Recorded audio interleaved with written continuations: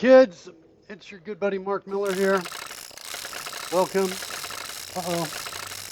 Okay, let me switch over here. This will be a little better. We do put it over there. How's everybody doing? I hope you're good. Hope you're good. Hope you're good. I'm getting a message over in Visual Studio. Go take a look. There's Visual Studio stop responding for 6 seconds. Disabling the extension Web Live Preview might help. Ooh. Yeah. I don't know what that's going on there. I'm going to say no, don't normalize the line endings. We had a breakpoint in here? What's going on? I'm running this is the overlays, I'm running it. I'm not sure why it just popped up. Why it wanted to do that. All right. Okay, no worries. Back over here. Let's be cool and pretend none of that happened. On the Skype with me is my good buddy Roy. Roy, how you doing? Hey Mark, I'm doing pretty good. How are you? I'm pretty good. Pretty good. I just biked to Five Guys. We're living in Valencia, Spain. And we finally, after being here since September, I think, we finally figured out how to get from where we live to Five Guys in what we were calling the shortest path on bikes. Okay.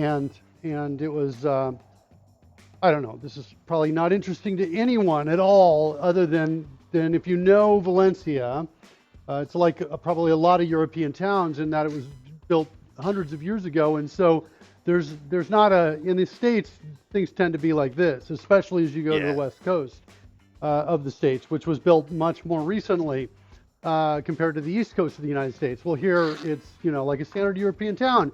And so there's just a lot of this and turn a corner and tall buildings that kind of turn off to the side and obstruct your view. It's kind of more organic, I guess, because that's how it grew.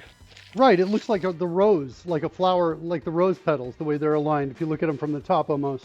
So at any rate, we've been trying to find this secret location, the secret shortcut, and we found it a couple days ago, and we just took that path today. Ate some lunch at Five Guys, so I'm feeling pretty good about that. Over the weekend, we had a killer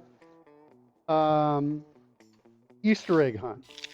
So the Mangicotti Millers do amazing Easter egg hunts every year. It's our tradition, like with all kinds of clues. Usually the kids are racking their brains out trying to solve clues, like aligning lasers and mirrors so they can hit the dot and the bunny appears, all of that stuff. Very today cool. Not today, over the weekend we did it was more of a here's a picture, go find where it is, and kind of thing. So it was a lot less brain work because they'd kind of seen these pieces, and so it was just basically a lot of bicycle riding. So we rode the bikes out, and our finale of the Easter egg hunt was a giant Easter bunny statue, or a giant bunny statue rather. It's kind of Alice in Wonderland like, it's a little surreal statue. It's made of gold and turquoise, and it's giant. It's like, it's like you saw that statue and you thought, there's no way that's not being part of this treasure hunt, right? Right. So we're going to end at that is what we decided. So the day before, I think, it's Cody Gorilla. First fanfare of the week. He's right. He wins. He wins. Oh! Whoa, that was close. I just dipped down and came back up over here. Cody Gorilla, welcome. So I think Saturday I went out and I was taking all the pictures to get ready for Sunday, and made it. The finale is like at the Science Center, which is the farthest distance away. I've already revealed way too much, way too many details. And we get there. I get there, get ready to take a picture of the final stage, and they have replaced all the statues at the Science Center, and the Easter Bunny is gone. And I'm like, they what are we took gonna down the bunny before Easter Sunday. Right. What are we gonna do? And I discussed it with Karen. We talked about the whole thing, and then we ultimately decide we're gonna essentially run with it. And we set the whole thing up. The last clue is like, look to the sky, look at Poseidon, find Poseidon. There's a giant statue of Poseidon, and his hand's pointing like this. Follow the hand, and they have to go to the hand. The hand's pointing to a bridge, and down in the muck under the bridge is the last Easter egg clue. They pulled that one out. Then it says, go to the bunny. There's a picture of the bunny. You know how I got the picture of the bunny? Mm-hmm. I took a picture like months ago, and I photoshopped it into a recent picture of the same place, and I said, "Go here, and get it." So there you go. They're looking for it now. In our bikes, we had the last egg, and all of the eggs, by the way, are designed. There's actually a fair amount of engineering that goes into this because I'm dropping eggs just before they go down the path. So I'm taking down the path early in the morning, dropping eggs. The eggs, where's your dad?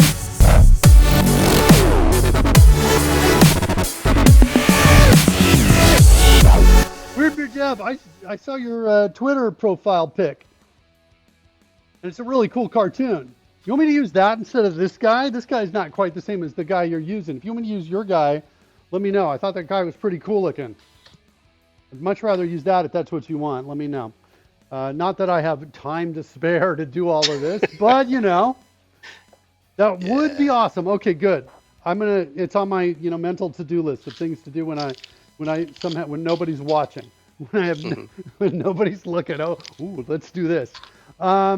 So let's see, where was I? Oh, so the kids, they make it to the bridge. They pull the eggs are designed. Okay, these are unusual constraints. There's a couple things the eggs have to survive. They have to survive being out in public for hours without being found by normal people.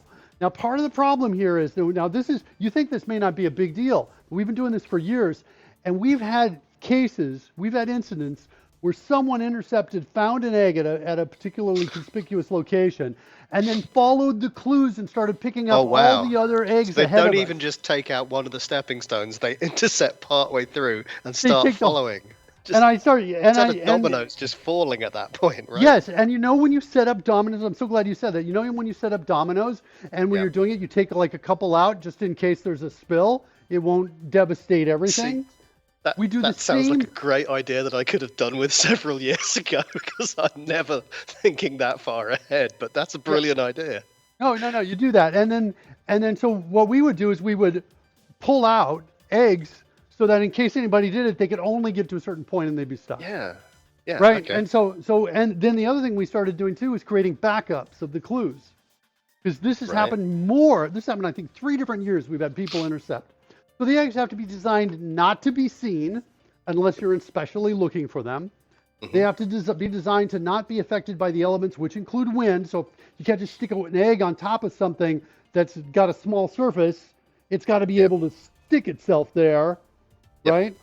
They have to be out of like at one point. So in Valencia, they have bus stop signposts, which if you look down on them, they're about this is the surface area, and they just go straight up, and they go up as high as I can reach.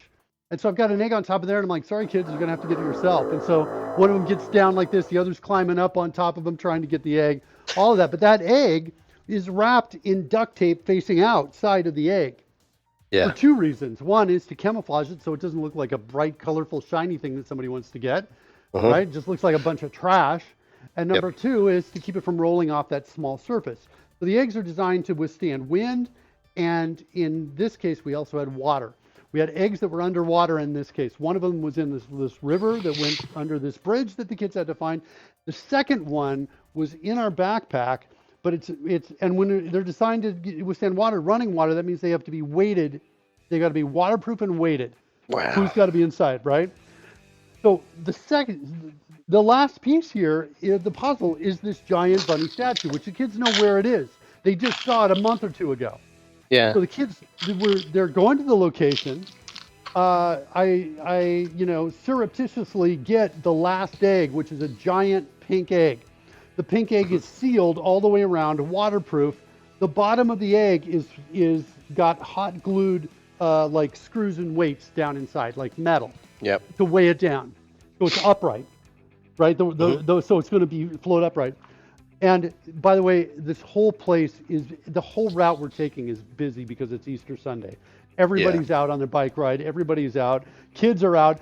As I'm hiding eggs, people are coming up to me. Hey, will you take a picture of us? Right? Oh yeah, sure. Like that. I go to one place to get. I come right up to it. I'm ready to put the egg up, and there's a security guard right like a meter underneath where the egg goes. And I'm like, what am I doing now? I got to wait for him to leave.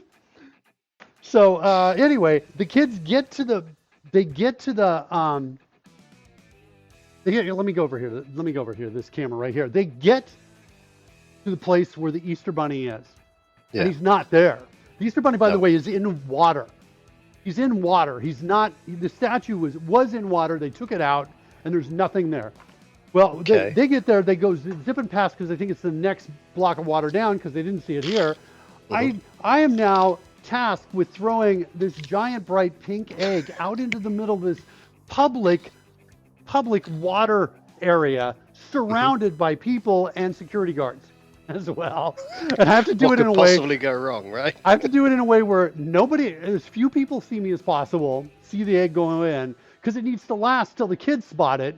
And then hopefully the kids get in and back out before security comes in and is like, what are you doing in this place where there's nobody supposed to be? It's a beautiful water area, not for people. So so I'm like, I get between two columns and I just go like, phew. And I go and it lands and I'm like, cool, I'm just going to kind of walk along. And all of a sudden my daughter comes up to me and she's like, they took the Easter Bunny statue. They took it and they left the egg. Can you believe it? They just left the egg. So I'm like, whoa, really? I didn't know that. And so now the challenge is, how do we get the egg? The kids are like, we're going to get in trouble. We can't go out there. I'm like, well, you better run, is what I am saying. And my daughter's like, no, don't encourage that. And at any rate, so my son goes out. He's the bravest. He goes out and wades out there. He starts by rolling up his pants. He's got his pants rolled up to about where his shins are, his calves, right at the back of his calves. He starts walking in the water, and immediately the water's up over his knees. And he's like, oh. He takes 2 more steps, and it's right up at his waist. And Karen and I are like, we're like, ready to go. We're standing guard, right? If any security comes up, we're going to distract them. And I've already given instructions to my son. I said, if you hear anybody shouting behind you, you keep going. You go. You don't turn back until you get that egg. If you're right there, you go. And he's like, okay, got it. Yeah. So anyway, they go out, they get the egg, they come back. Oh, this is so funny. They come back, and now the egg is so well sealed, they can't get it open.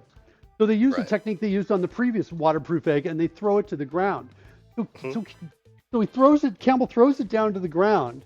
Right. He's got his back to the water behind him. My daughter first moves him. Gia moves him back to like, we're standing on this grate because he's dripping wet. And she just, for whatever reason, wants his water. We're outside, but she wants his water to go down the grate. So he's sitting on this curved grate. He throws it down. It hits the curb of the grate, shoots between his legs, hits the kind of guard edge of the fountain area, hits that, bounces up, goes over into the water, and it's open. They broke it, and it's going into the water now. Oh no! And Campbell reaches for it. It's still floating, so that the hole is upright. Magically, it's landed, no water. He grabs it with his hand, and it pushes it down underwater, and it fills up. And so now he's like trying to get the clue apart and read the whole thing. Anyway, that was our weekend. In general, it was pretty fun, pretty memorable. Really enjoyed it. And the thing we do, it's just fun. It's just fun. Every year we do it. Sounds great, yeah. And we're trying to figure out what we're going to do next year to make it like, to build on it, to make it even more memorable, more exciting, that sort of thing. That's really all right, cool. That's enough of me. Don't you think, Rory? Maybe we should do this code. Look at this code right here. Where did says, although in real life I just dyed my beard indigo. Okay. Well, we can make minor adjustments to the image too. Yeah, it was fun. It was super fun. Okay, so we are kind of at a point where it's not working and we want it to work. I added some diagnostics. Let's see what happens if I come in here and type in bang SL. That doesn't look so good. And let me try it again. I think I had to do it twice. Yes, there's a bug in there somewhere. I introduced it. My bad. But I introduced a bug. And is that you crunching in my ear, Rory? What are you eating, buddy? I've got a couple of Tic Tacs, man. That's it? Yeah. Sounds yummier than a Tic Tac. Okay, Sorry, so bud. if I hit go to, we got some states here. Started targeting, then goes to correcting course, then braking. So you can see, I'm trying to get, it's going nowhere near where I want to be. Again, where I want to be is there. See where the crosses are? Yeah. And correcting course and braking, and all of a sudden braking's like that. The braking, because there's a sudden adjustment in speed, that means we're probably not calling changing directions just before we change directions, because it's basically, you know, calculating location. So I think we can fix that. If hopefully that's the bug, we can fix that. But in general, our approach to this is kind of amateurish at this point. It's kind of feeling a little bit like, you know, like we're high school kids or younger trying to figure this out. And I'd really like to be a little more pro in this space. In that, with that regard, you know, with that item in mind here, let me bring my document camera up, and let's see if we can, if I can get some thoughts in my head out here onto the paper. Let's see what we can do in this. So right now we're working on the horizontal stopping is what we're working on. Is that working? Can we see that? What do I need to do? So to be very clear on this, so we're manipulating the ship with you on it, and it's got some thrust and it's moving, and we're saying go to specific location. And the idea is that we go to it, but also then reduce speed so that we stop when we get there. So in order to figure this out, we've been doing stuff involving the idea of predicting where we'll be in the next 2 seconds and stuff like that, so that we can predict kind of when we should start applying thrust in order to stop ourselves, the braking thrusters, if you like. We've been basically doing physics, and I kind of think that there are. I think that there are like maybe there are a couple moments of time where where our states is kind of important. That's what I think. And I think one of them is when essentially, you know, we start targeting. You know, I think that's an important state. Let's go look at what the states we have in the in here. Targeting state. Yeah. So we have started targeting, correcting course, braking for target, and moving to target Y. So we've got this kind of start targeting right here. So start targeting is when we effectively say, I want to go to location. So we are now targeting that location, yeah? Yeah. I want to go to that location. That's start targeting. And then I want to, so I've got corrected. What's interesting is I've got correcting course second, but when I saw that, I was totally thinking, don't I want that third? But maybe not.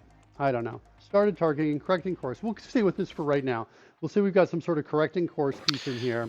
Well, it's interesting because if you're stationary and you start targeting, then you're going to apply a thrust which will take you in exactly the right direction, okay? Right. And it's only if you were already moving, or if we are allowing gravity to affect you, that will not be sufficient to get you there, or at least you'll drift off course, right? Yeah. That's why you might want to course correct before you get there, all right? So apply a corrective thrust, so to speak.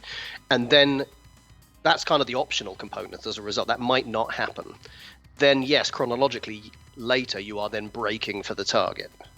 Yeah, so this is what's happening here. We start targeting, then we correct the course, and then, but I think that,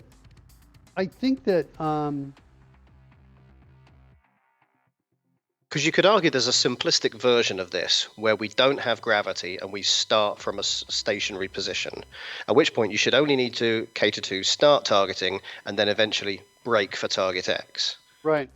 Then you could potentially build in the more complex scenario of, but we were moving in the first place. Well, not only we have velocity, initial velocity, and we have gravity. So we have both of those situations. But I'm not too worried about either of those. I don't think those are going to change our approach to this. That's what I'm thinking. But I'm interested in looking at what's going on in start course correction just to refresh my memory. Not much. Sure. We're changing the state to correcting course. We are changing interval between updates. So basically, interval between updates is used to make sure that we don't do it 30 frames a second. We allow our last thrust and tilt alteration. Yeah, without that, we would time. effectively test much less frequently and potentially only when we either arrive at or maybe even shot past the target. And Well, we it'd would be either more stop frequently. dead or we would sorry. have to come back from afterwards. I'm sorry, it would be more frequently, Rory, Would because it? this is called 30 frames a second or 60 frames a second, whatever the update speed is. And so what we're doing, the course correction is basically saying, here's calculating the next course correction time, and fly marker target basically says, hey, if we're not at the next course correction time, we're going to get out. That makes sense? So if we didn't So what's have our this, initial it'd be updating delta of 30 or time? 60 frames. It's about 30 frames a second. Because this is called every time we're updating from the screen. This is called from update screen. So it's 30 frames a second or 60, whatever setting we have it on. That's the speed at which we hit the method. But what you're saying is that if we haven't yet hit our threshold for checking again, we'll kick out early. So what I'm asking is, what's the initial next course correction delta? Is that 2 seconds, 1 second? Yeah, it's 2 seconds initially. Okay, so we start off checking every 2 seconds. Yeah. And then at some point after that, we change that to a more frequent event? Yes, we do. Okay. There's 100 right there. So when we start course correction, we now say we're going to do it 10 times a second. Yes. Start course correction, all it does is change the state and changes the interval. Then we're now in correcting course, so we call this correct course. And in here, boy, I don't remember any of this code, but I know we wrote it last Thursday. We'll have to take a look at this. I think what it's doing is well, one of the things it's checking to do is checking to see if my seconds to target is less than the time to break in seconds. And so the target is closer than we will currently be able to break. No, this is not time this is our goal break time.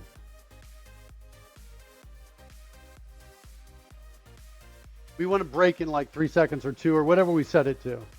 Okay. So if we're already going to cross it as it is, right? What I think I really want to do though,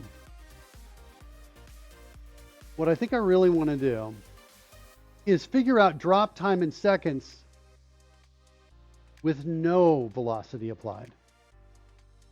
Okay. Because right now I'm applying the current velocity. Right, and this is where I think we're coming into kind of a nightmarish problem already with there's some jumping around there. So we kind of need to, and I think that's what I'm getting at when I'm looking at this. I'm kind of thinking, look, if our velocity, if we basically say our velocity is so high, it's like greater than like a velocity of t, some sort of velocity threshold, right? So that we're so high that we're going to arrive. We're going to basically coast in less than 1 second, arrive at the target in less than 1 second, like that. Then if that's the case, then we turn off the thrusters.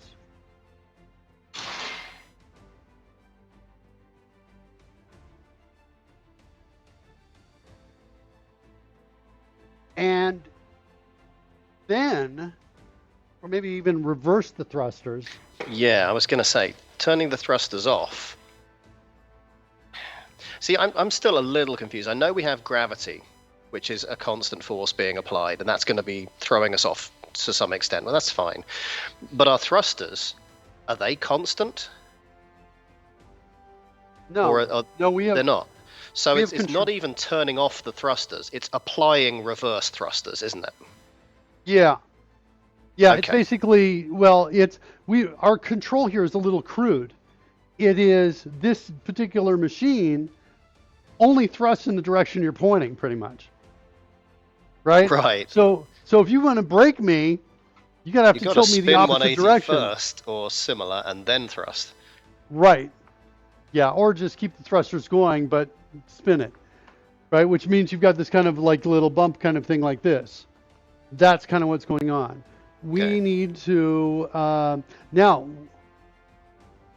So with that logic, some point after we thrust in a direction, with the intention of going to a specific place, right, we need to reverse. It's very complicated, this, isn't it? It gets worse. It's not just reversing the thrust, because reversing is like one thing. That wouldn't be. But we have to too account for important. the other external forces like gravity that are affecting us. So we Yeah, it's can't worse. just. Yeah, it's even worse than that, because we have to account for, as we turn away, right? As we turn away to apply thrust in the other direction to slow us down, right? There's time that it takes to turn it. Now we have control over that time, so we could make it instantaneous, or we could say, it takes a half a second or something fast, like a quarter second or a tenth of a second. So we could do that, right? But what happens now as we do that is the forces that we're applying in reverse are not instantaneously the one we need to slow us down. In other words, like, look, we can calculate how much force is needed to throw a 1 kilo ball from here to this height, so that as it gets to my finger, its velocity is 0. We can calculate the thrust required with an initial velocity of 0. So it just comes right up and it's right at the apogee. And that's kind of what we need to do on the horizontal side. We need to calculate that. The problem is when we apply the thrust, it's not instantaneously that amount. We have to turn us.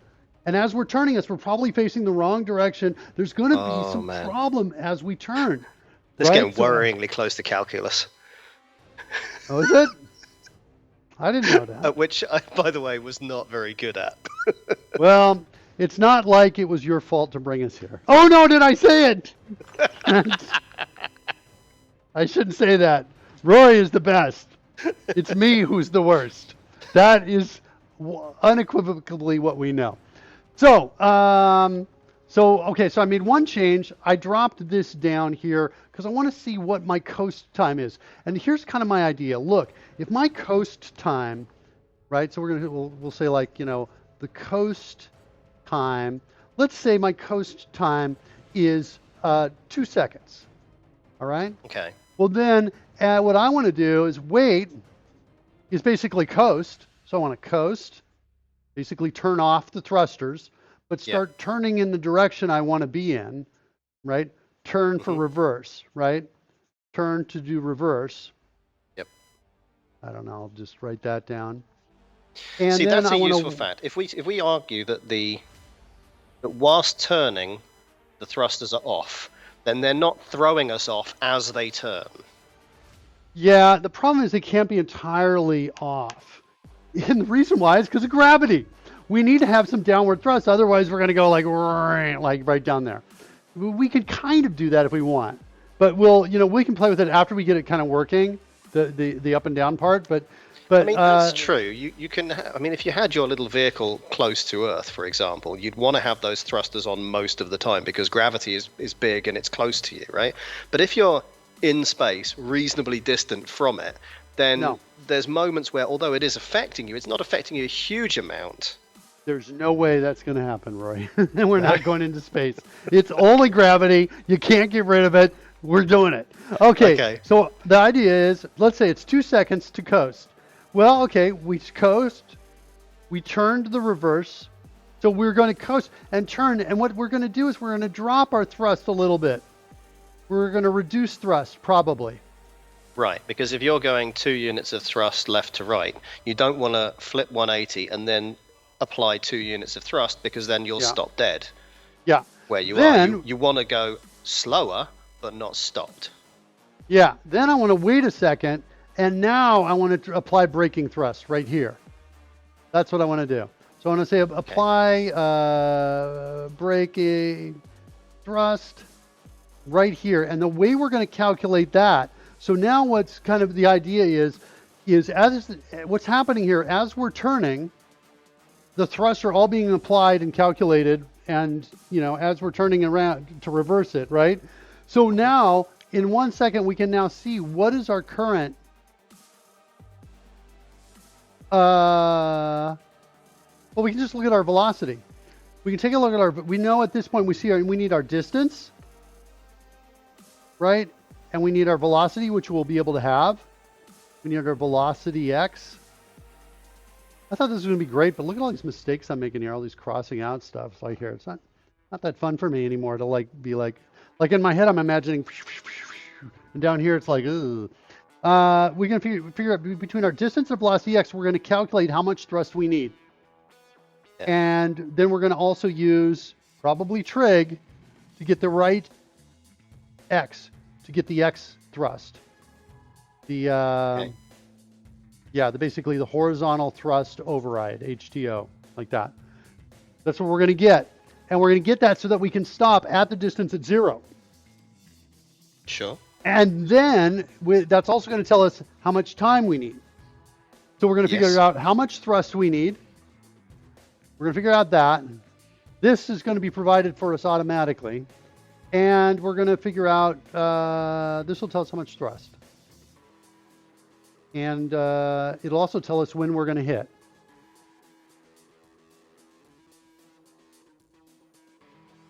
And that time we hit is going to tell us when to turn off the thrust. It's also going to tell us, kind of,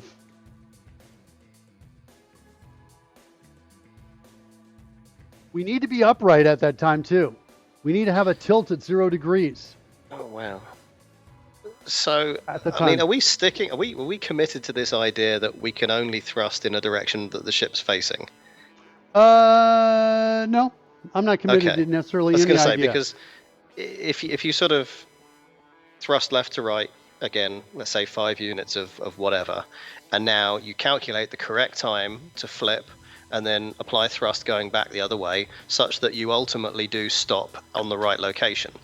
Yeah. That's great, up until you then start taking gravity into account, at which point you now can't flip a full 180, because if you do, there's no vertical thrust going on. Right. At which point you have to redo all your calculations based on, I don't know, 45 degrees or some other thing. Yeah, no, it's kind of like, and it's kind of like we're approaching a control system here, right? Yeah. The donut should have maneuvering thrusters. Come on, Weird Big Dub, that'd be too easy on us. Come on, man. But we could do that. All right, look, we can do that. I'm open to it. I'm open to it. All right, let's get rid of that, and we'll let's take a look at and see just how close we can get. I feel this isn't a million miles away from where the guys looking to land on the moon and stuff, we're trying to do their calculations. Imagine you were doing this and there was actually the same level of risk involved. I know, and it things like undo and redo. And wouldn't it be beautiful to actually have a spaceship that could only turn and have thrust, out from in the direction you turn it? It's delightful. Okay, so my goal break time in seconds is really, I think it's a lot less than this. I think it's 2. So, and I think as far as our targeting state goes, I think there's one more state. So we've started targeting, we're correcting the course. That basically gets us to that location. I almost want to rename this from correcting course to, main thrust toward course, like that. British spelling in honor of our host is towards, right? Sure. I say towards instead of toward. And then we're going to do one more, coasting towards target.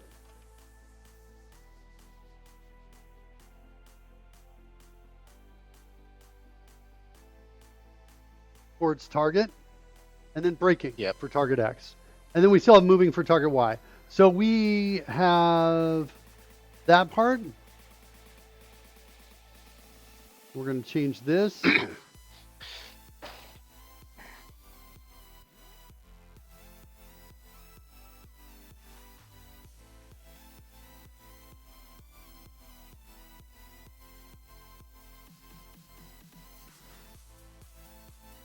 I'm going to do this so we don't have namespace collision. This, I'm a little worried about this. But, there might be some good stuff in here, but I'm just like, well, I'm a little worried about it. It doesn't look easy to read to me. Most of this is just, here's a bunch of variables we have available. We don't necessarily need all of them, but it's to give us a nice palette to sort of start working with, right? A little bit. Yeah, if we look at this, you see I've got pixels to target X. That's good, right? Meters to target X is there. you can have the main engine thrusters do the heavy lifting. So if you want to stop on a dime, you have to rotate 180 and fire main thrusters. Right. The maneuvering thrusters keep you in relative position for gravity. Yeah, I know. Weird bit dev. I know you're right. It's just so much easier to do it your way. And I don't know. I'm really curious to see if we can get something kind of close, because I actually think if we can get this kind of working, it'll actually look and feel delightful. That's kind of why I'm continuing to push in this direction, because there's this hope that I have. I mean, NASA does it. Yeah, I know. I'm not ruling it out. Look, if we just hit a brick wall on this and we can't go any further, Speaking of brick walls, I don't know if you know this or not, Rory, but the show is sponsored by Force and Ignorance. Oh yeah. Those are our show sponsors. We're trying to break through some brute force walls there. How about this? Since we're just writing the rules, we ignore all these crazy physics. Just make it do what we want it to. Well, you see, at that point, don't we just go with ship teleportation and we're done? Too late, man. Days ago, I said, Roy, would you like to kind of do it the easy way? And he said, no. Ever gonna live that down. So we can't go the easy way, because then that'll let Roy off the hook. We got to do it. We got to do it so he thinks twice before he makes me do this again. All right. Don't worry. We're in pretty good shape here, I think, still, actually, until I get defeated, and then we'll be like, no. Thrust vector looks like it's not being used. Available thrust looks like it's not being used. I'm going to comment those out. One other complexity here with the spinning is that we want my head. My head has got to hit the targeted position, not the spaceship. Yeah. Just to remind you. So when we're calculating distance ahead and I'm headed towards it, it'll be a shorter distance when we turn around to brake. Make sense? So there's a little bit of crazy in this whole thing. It's a little crazy. Get mark head center point. Is this consider rotation or not? It does. Is the thrust constant? No, it can be varied. The thrust can be varied, right? So we can think about the thrust has got the thrust arguably just a way to add velocity in any given No, direction? no, acceleration. Yes, Sorry. yes, if you use the word acceleration, that's correct. But the thrust is broken down into X and Y components. So if I'm tilted like at 45 degrees, I've got equal components vertically and horizontally. Okay, makes sense? So yeah, thrust can be varied. However, I thought it would be good idea to limit the thrust to the same restrictions that you have in the chat room. In other words, 1 through 9. That we can't, maybe we can go, like 0.1 or whatever. We can adjust as we getting down in there. Sure, why not? But we can't go more than 10 in our thrust. Okay, so 9.9 is the highest that you can get in the chat room. And so I thought, let's do that too. Yeah, and we got bouncing. This could be days to make this work. And now that I say that, maybe it's the wrong path. Okay, so what are we doing? We're getting the scale. The scale tells us the height. That tells me my mark center head Y. Oh yeah, that's in here in the center point. I see what's going on here. And then we do the angle and radians. I was going to rename this center point. Oh, look who's here! Oh, I already had my shower. That was close.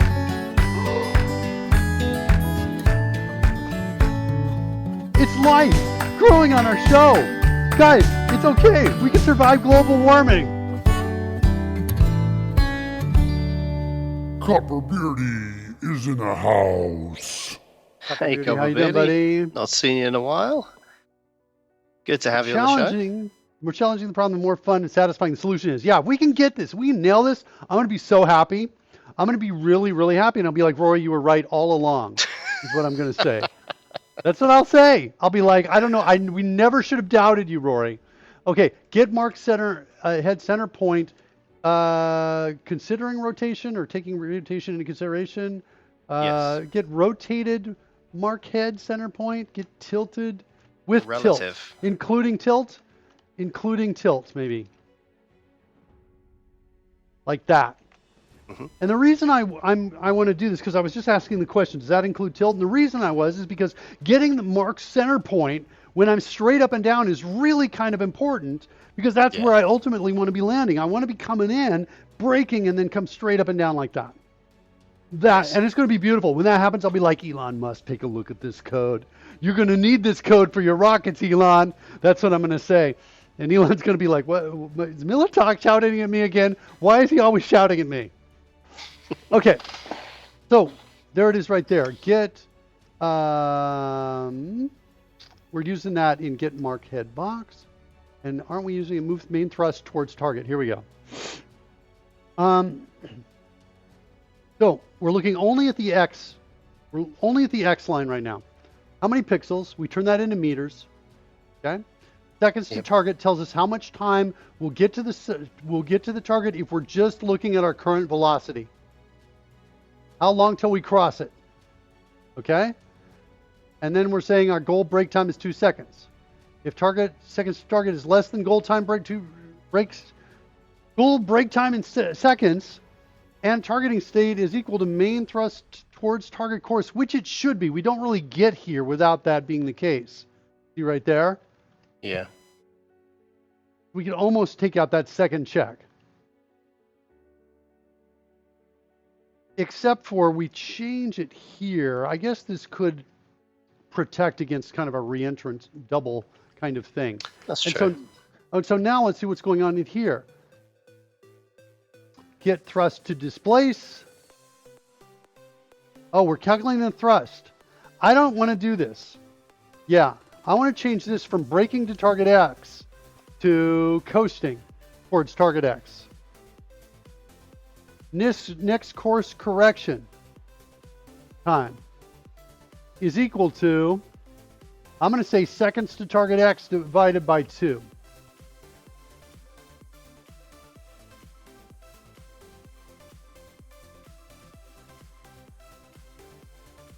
So halfway between whatever our current time is and the target, we're going to, oh wait, that's next course correction. Okay, cool. That's what we're going to do. So we're coasting towards target.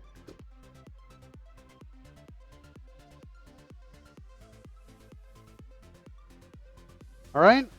And so we're not going to really make any calls inside here.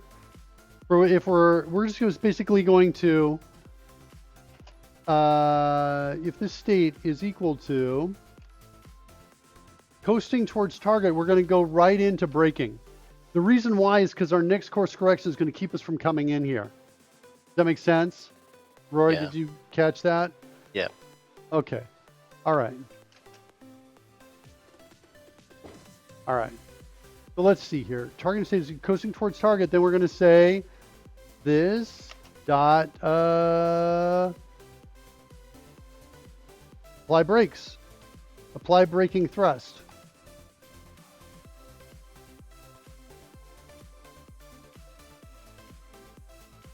Now milliseconds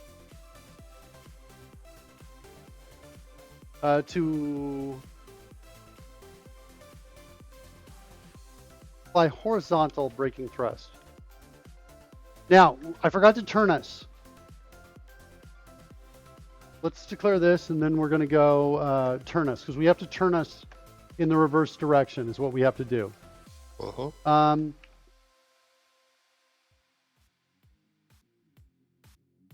Well, we have, so here we're tilting towards 0. And we could do this if we were going to use like Weird Beard Devs, and I think Coding Gorilla is also in support of this plan, having horizontal jets, which we can do. We can add all those and stuff like that. So this is basically saying, hey, let's get us upright. I think what I want to do, though, is I want to go the reverse, is what I want to do. And I want to just see it. So I think it's like, do we have something called tilt in here? We do. So I'm going to now say I want to set it to an ease tilt to a negative tilt. Wait, do we have it, or is it, it's a method? Ease tilt. Is that Angle. tilt to or tilt by? Tilt to. Okay. It's absolute. So we shouldn't be tilting. Sorry, yes, we should be tilting to negative tilt because we're going to give the reverse thrust. Yeah. Yeah, so I'm going to use the rotation of the spaceship is what I'm going to use. So instead of negative this, I'm going to use that. So whatever rotation we're at, we're going to go the other way. Yep. That I think works because 0 is straight up and down. Sure. If we're headed this way, we'll go that way, and if we're headed that way, we'll go this way. Okay. Override thrust. My horizontal thrust. Wait. When changing direction, we give it the overrides.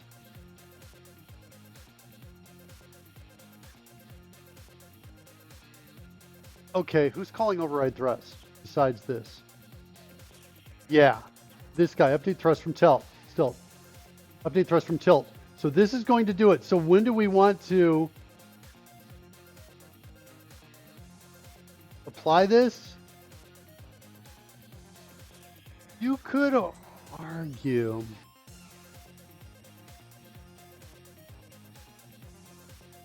I don't like this line of code, to be honest. Okay. I don't like it. I'm going to do something else instead.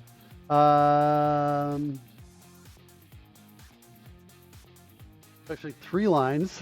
Okay. Picky. Wow. Okay. Well, you know, correct, obviously, but Not in my head, Coding Gorilla. That's 1 line of code. I don't you didn't like like it. that 1 line of code and the decoration around it. Yeah, I didn't like it. We want to reduce the thrust, is what we want to do. And I forget how to do this. How are we setting thrust in here? What's going on? Is this a method? Property. What's happening with this property? Do I just change the property? Is there something else with the word thrust in it? Let's see what we've got here. Like 100 things. Set thrust. That's from the chat. It's simply just set here. And then we update the flame later based on what that is. Okay. So I think what I want to do for now is just come in here and say, hey, thrust is equal to 3. The 3 is like enough to keep us from falling if we're straight up and down, I think. That's what I think. So we'll drop thrust or set thrust to 3. And what's going on here? I don't think we want to do this. How are we setting thrust to a non-vector number? The vector's derived from tilt. Thrust is an absolute. So it's pure great question. magnitude. Yes, it's pure magnitude. And then based on tilt, we use, we get the X and Y components of that angle. And then those become our, remember we did the normalization on that? Okay. That was, I think, on Thursday, yeah. Okay, no, it's a great question. I don't need to call override thrust, I've decided. The thrust itself, this is going to take care of that, I think. And we'll calculate it still with the tilt and all of that. We're going to do an ease tilt in the other direction so we can start applying brake. And we're going to say we want to, by the time, oh, no. This is our brake time right here. Let's declare this as a local. And we're going to call this brake time in seconds.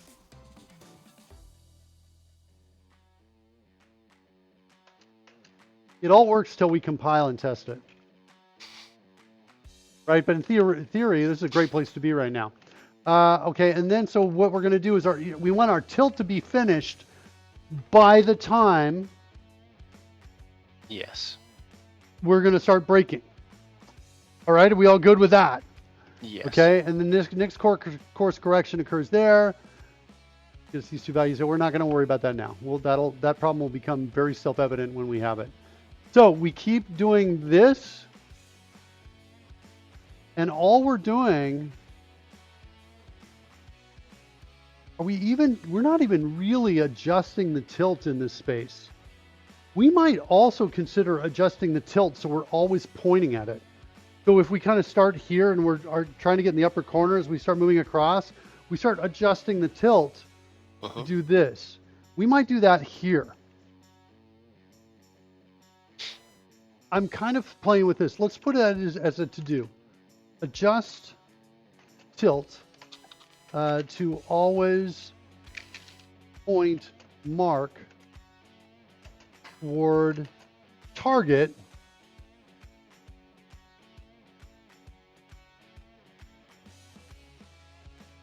unless target is underneath mark. You want like a spirit level version of pointing, right?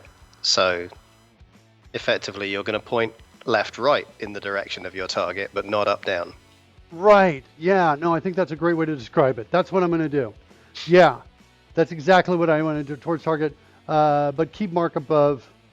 So basically, if rotation is yeah, there should be a maximum. We already declared a maximum tilt, didn't we? Not really, I think, but in my head, yes. That was basically going to be between.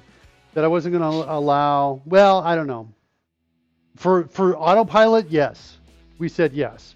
And it's going to be basically between 60 and negative 60 degrees. So it'll be like from here to here.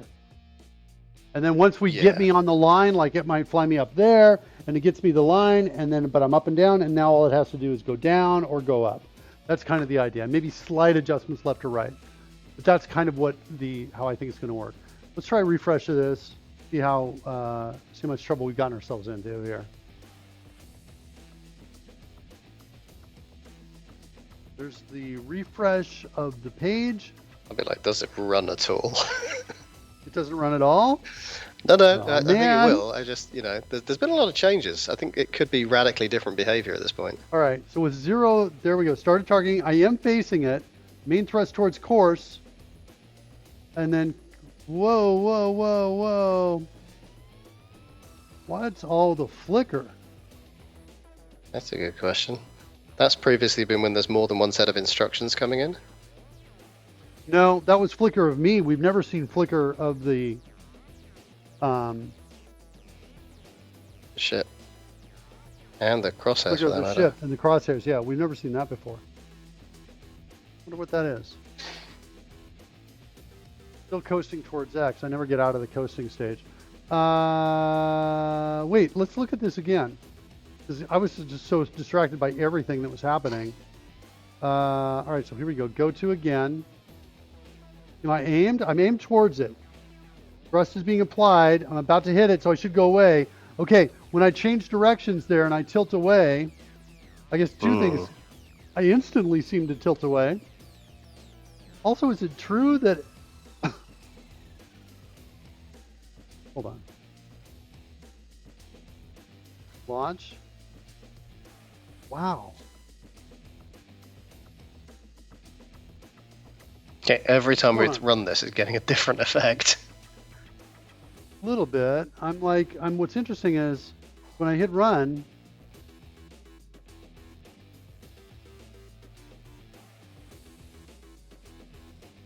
we weren't seeing this last time. We didn't see it at the beginning of the show. Right?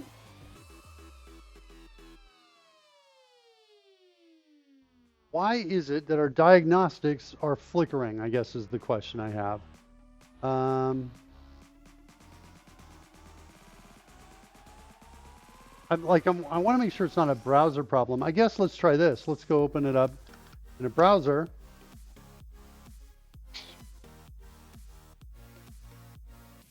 And this will now get me flickering of me. Because what's happening is this is sending messages to the plugin that's controlling OBS to decide where to put me. And so is the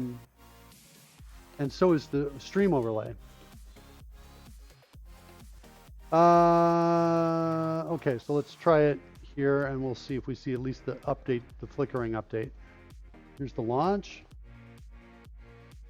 They both work all of a sudden.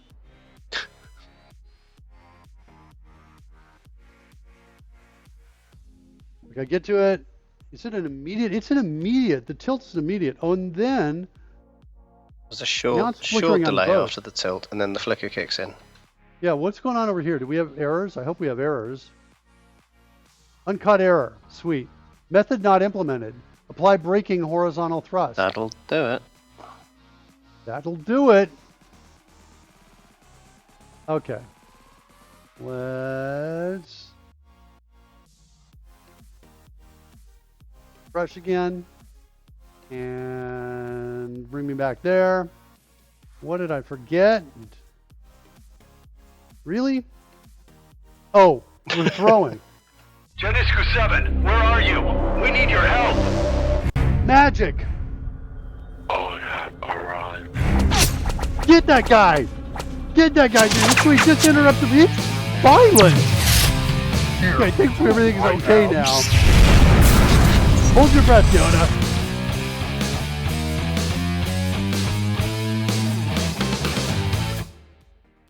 All right. How you doing, Janisku? Glad you're with us. Okay, so that was our problem, apply braking horizontal thrust. We haven't done that yet, but I'm really worried about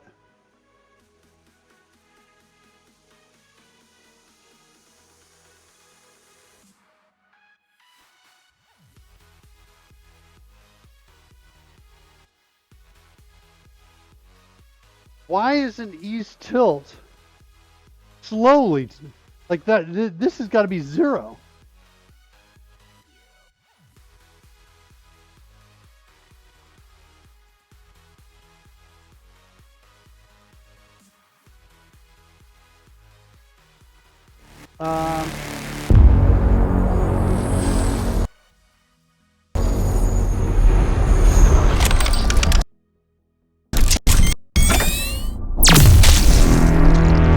Oh, it's slow.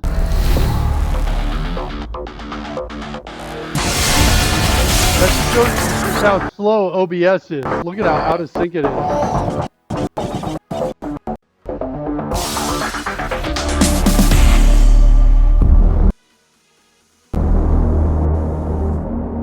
I'm not on the new rig yet.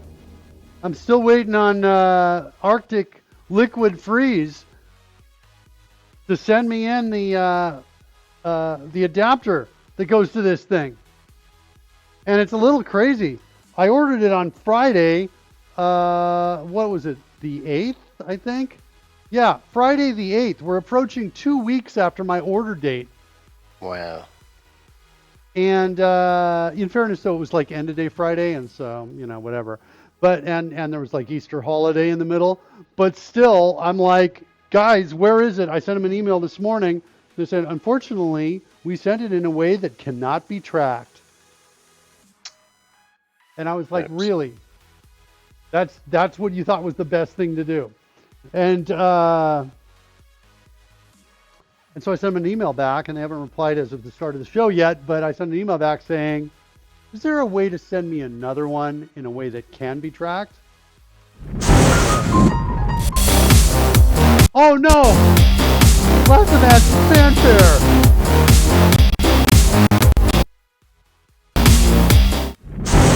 I'll give it back to Lassimat. Sorry, kids.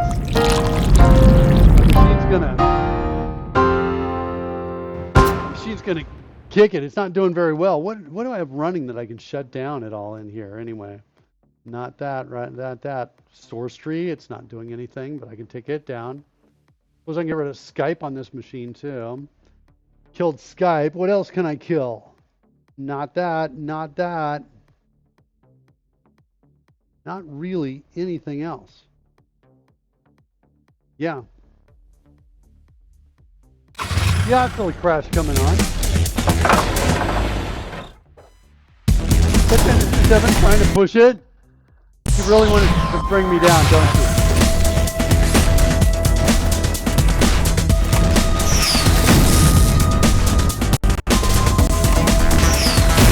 Coming to get you, Geniscu 7.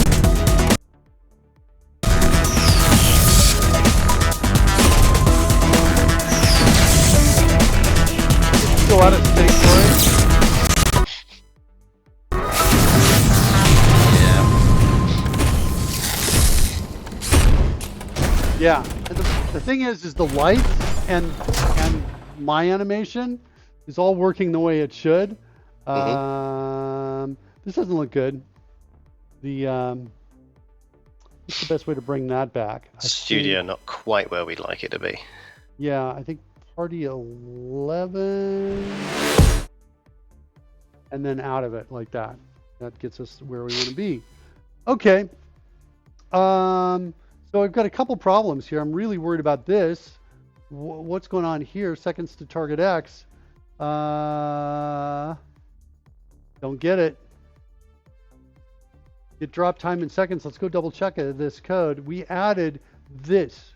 If acceleration is 0, which it will be in this case, then we're just going to simply return height in meters divided by initial velocity.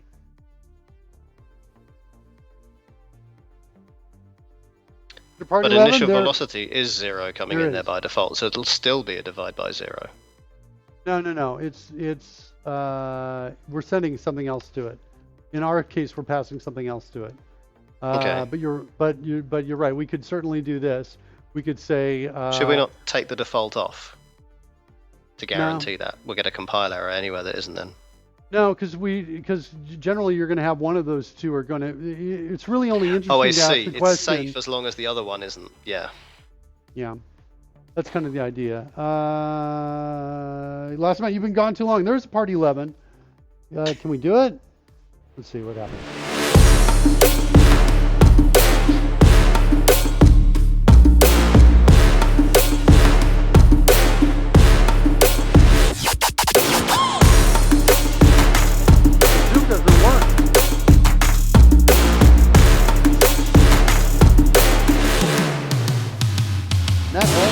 Stopped working. Isn't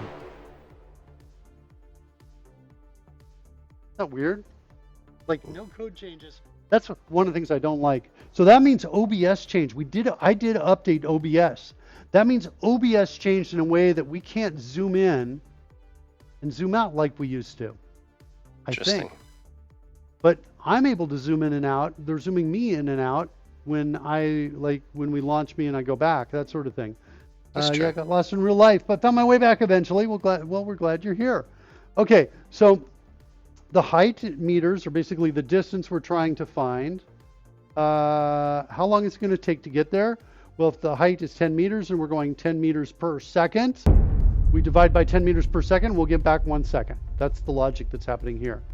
So this drop time seconds should give us something that we're expecting to be real. Right here, seconds to target.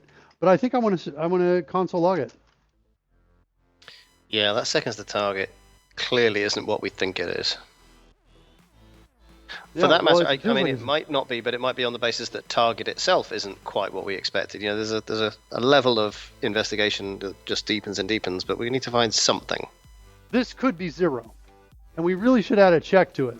Because basically, hey, if this is greater than, is not equal to 0, then we can do all of this other stuff. Well, if you know, otherwise we got to get velocity up to something greater than 0. Right? So nothing matters unless we can get velocity above 0. Okay. There's also something that's been bugging me. I don't have an idea on how to fix it yet. But let me refresh this. When we do the launch here, when we do the initial piece, I seem to not have thrust when I turn. Here's my turn. Not moving. Now I start to move. It's not until we get to main thrust. Okay, well, we've definitely fixed the flicker. That's good. And, you know, the thing we didn't look at is, did we actually stop on the line? And I think we did. Look at the center of it. The center of the spaceship is just crossing that line. That's looking good. I think that means, yes, we totally did.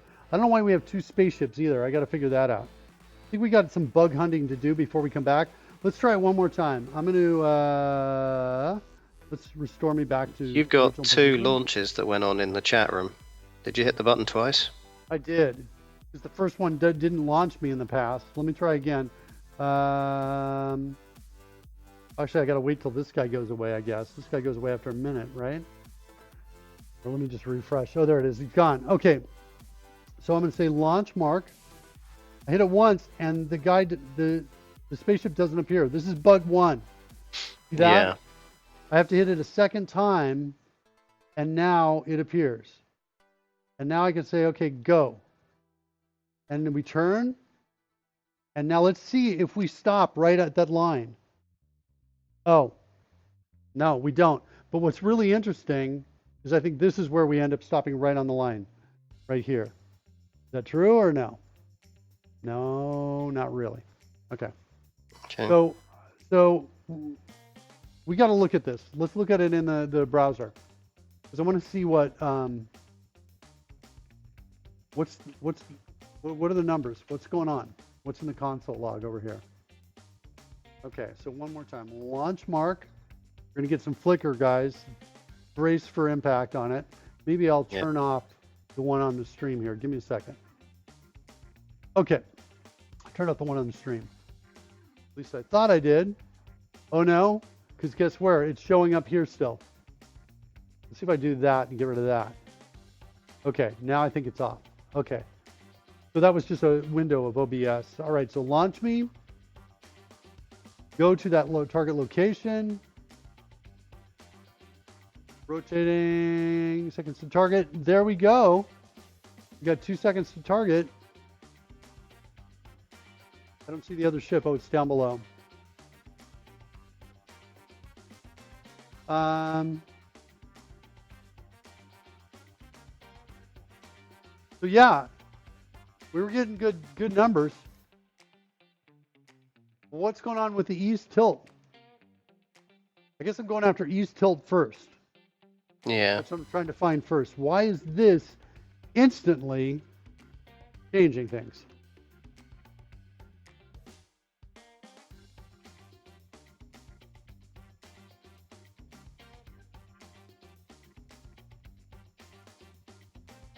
Oh, that's our time span. We're not even using the time span in here. Okay. Hold on. Ah,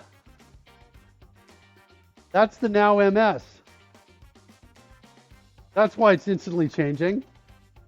Let's give it an we're additional... passing it to the wrong place. Right. Yeah. We're going to use an additional parameter, which is going to be the tilt time. Like that. And we're going to default that to 1500. Yeah. All right.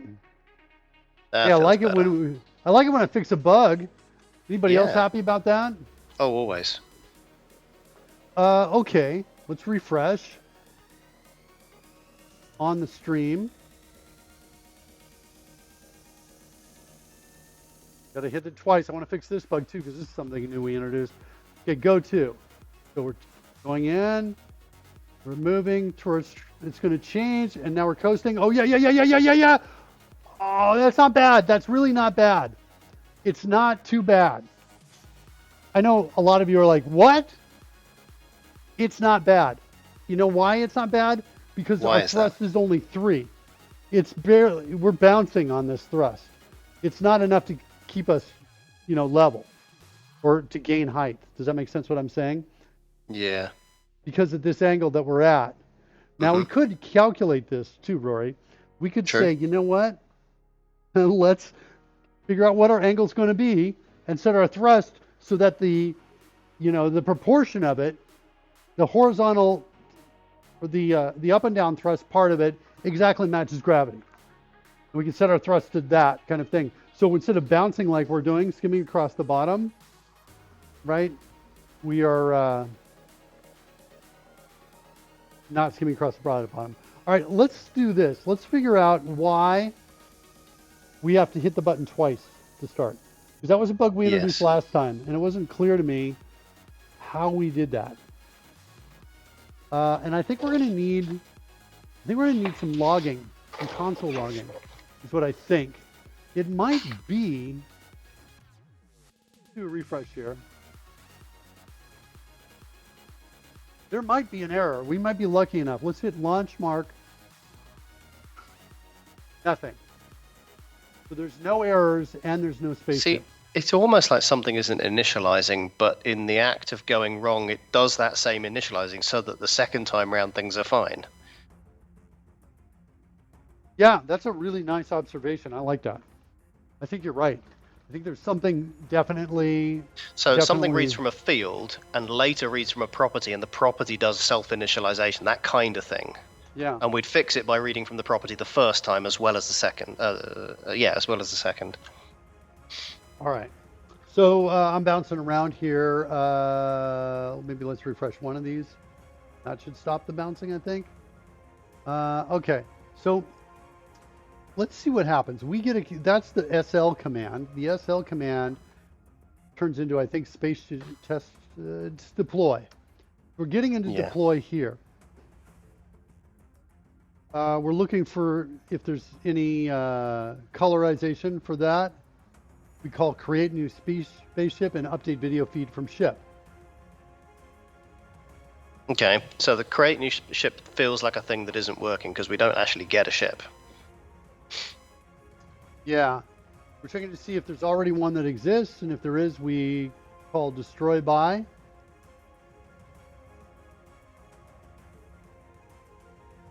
On it, and we create a new one.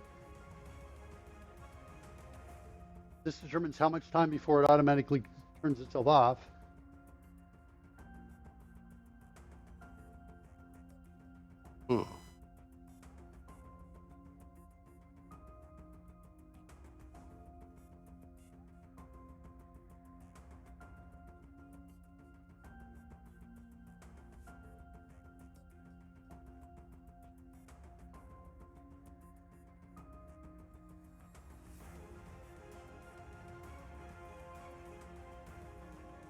It's not clear to me. It's not clear to me at all what's happening here. What does the destroy by actually do? Well, I would argue that it doesn't matter because it's on another instance. We're creating a brand new instance here. Yeah, that's what I was thinking, because regardless of whether or not it fires, we're replacing that spaceship proxy, even if we don't clear out the old one. So we could excuse this if we had like things, extra copies flying around from previous versions. Yeah. Rather than this, which is initially not having anything. Yeah, so this is the answer to your question. This is what destroy by does. Right? What's interesting is the diagnostics are telling me the spaceship is here. That means it sees the spaceship.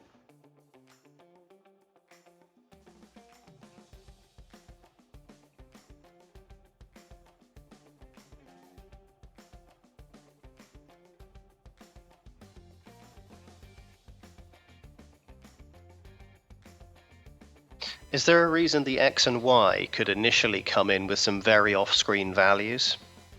Again, it's telling me it's right here. No. Right? It doesn't, it's a little, and I don't understand what I did to create this bug. If we look up at the drawing code is up here in update screen. We're calling update positions, right? Yep.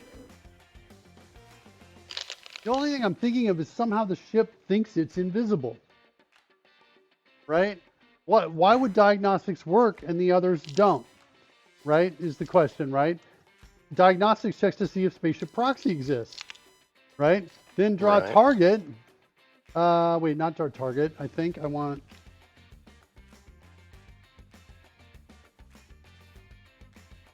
Yeah, I don't want that. That's for when we're targeting.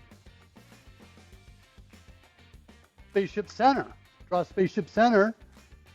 Finds the point, this spaceship center, which goes to the spaceship proxy.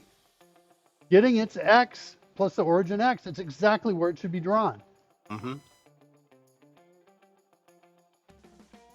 Yeah, this is a bit of a mystery at this point.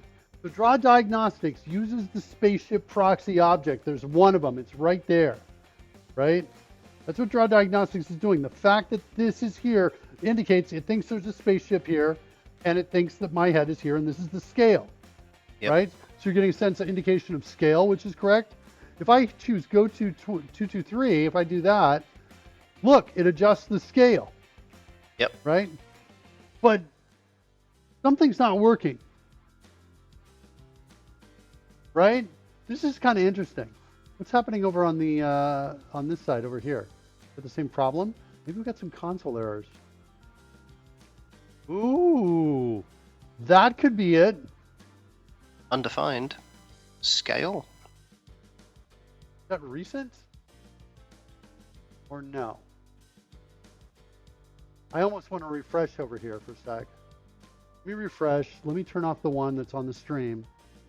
Let's launch me. Go into console. Nothing. Let's hit go to 223. Do we get it now?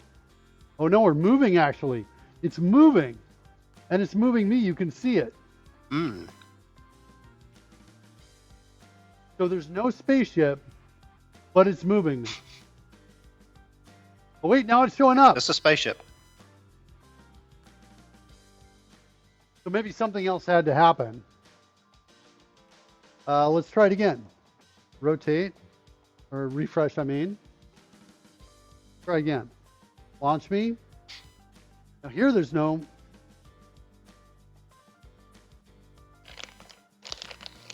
Get rid of the clicker for you there. So here, let's apply a thrust. And it's moving me up, but there's no spaceship being drawn. Wow. Nothing in the console. Let's tilt 30 degrees.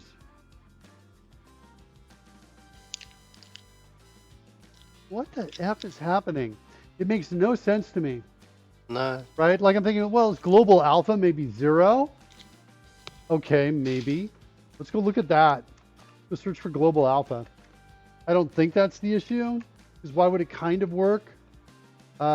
Here we set it no matter what and draw, wall, bounce, rect. So we change it there. We got out of the file. Anywhere else? We got out of the file again. It's only in 2 places. And we set it to 1 on the way out, right there behind me. So that's not it. Well, hang on.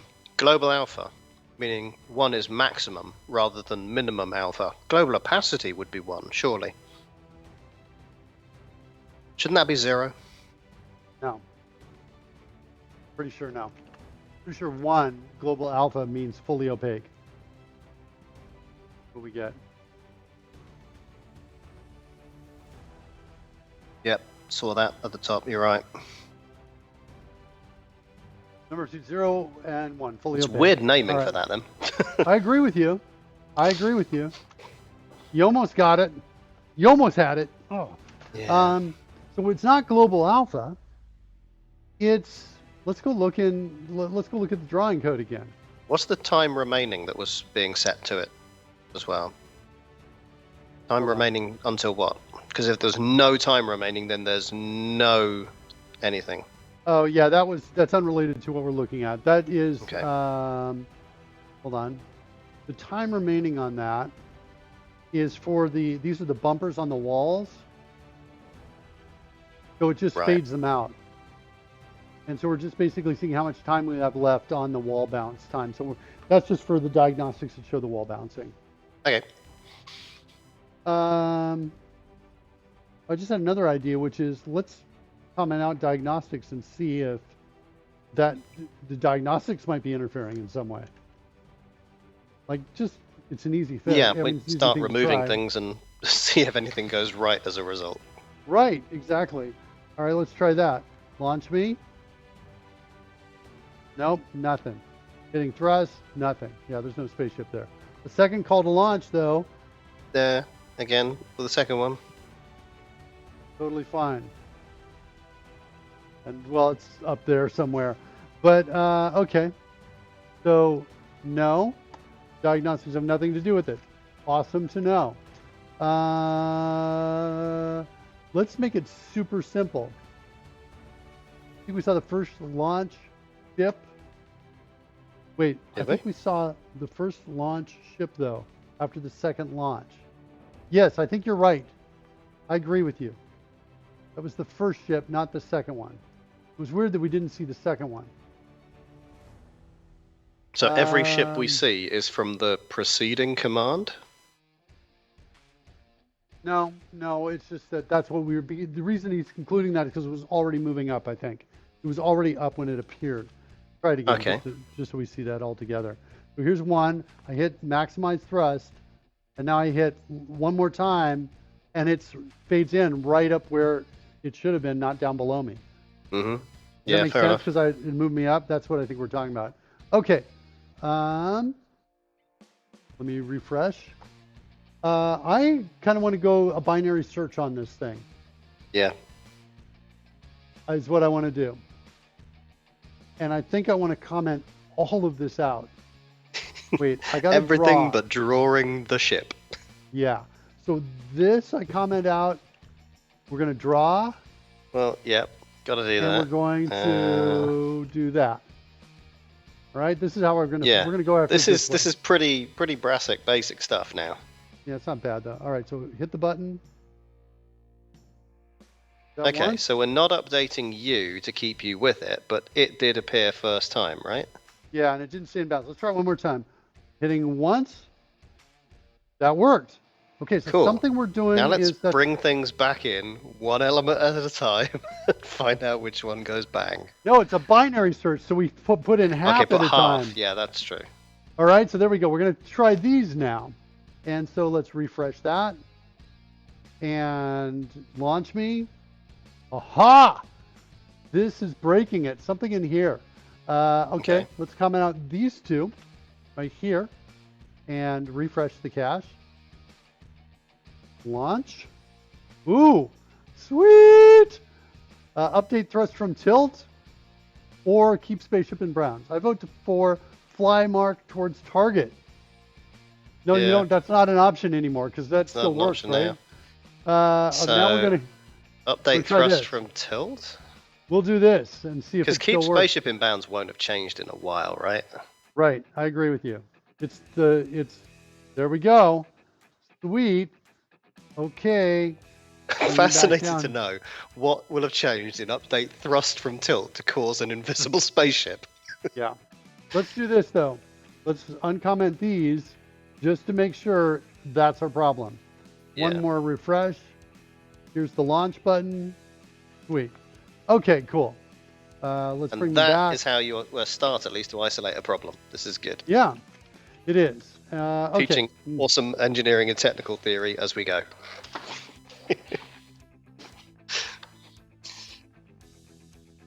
Well,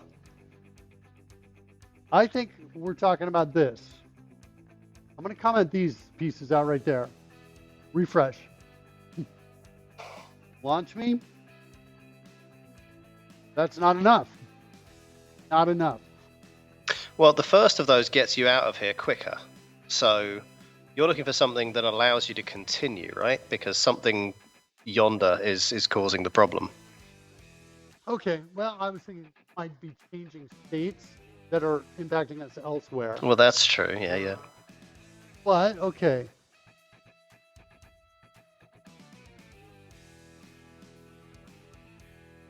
Get thrust vector. Is it the... I can't quite see. You scroll just a little lower. Ah, no, sorry. I was looking into the next method. I was thinking somehow that we might be having a scale of 0. So it's not that it's... No, that wouldn't do anything. 'cause it's that would tiny. just change it. I think it's in override thrust. This is where my gut's Okay. telling me. I'm not commenting this out. This is kind of following your guidance on this, your suggestion. Let's launch me. Yeah, it's in Okay. override thrust. So override thrust being called early on somehow messes us up, but later doesn't. So what's going on in here? Point change direction. Setting it overriding thrust over.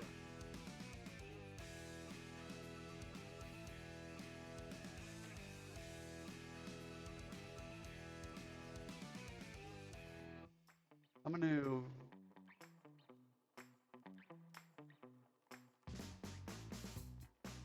let's do this. Sorry. Vertical, I'm just refactoring this right now. Vertical thrust with gravity. that.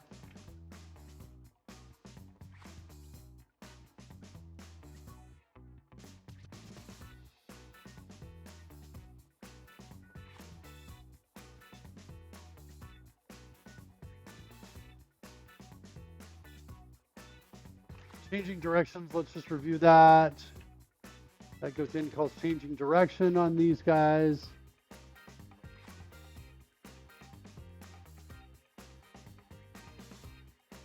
Calling change velocity.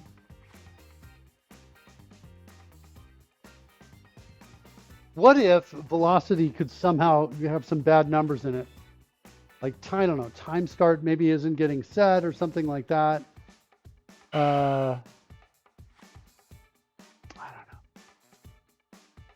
I don't know. Let's go back. Let's go back. We basically confirmed that this was causing the problem, and Yeah. which means it's one of the lines of codes in here, which really means it's either this or these. I guess I'm going to try this. Well, the challenge is that we're calling override thrust from more than one location. So you've commented it out now, not just in the early call, but in the later call. Yep, I know. But I'm still just checking the first, hitting the button once. Mm-hmm. Nope, it's changing direction. Really? That's not good. Let's try it again. Refresh, launch. It's changing direction. Why? Wow. Changing direction is something that hasn't been touched, in a long time. There's something about it. Let's go inside to changing direction. And again, into any given proxy. Yeah. I'm wondering about start. What about that? Get horizontal thrust now.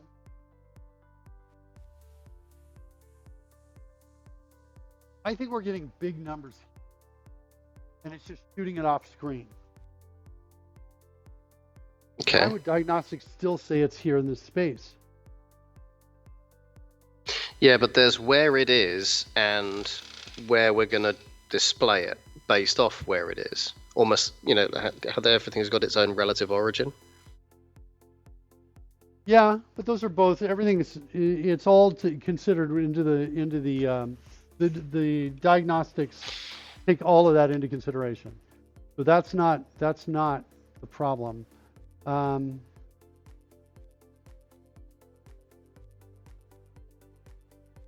Change velocity changes time start to now.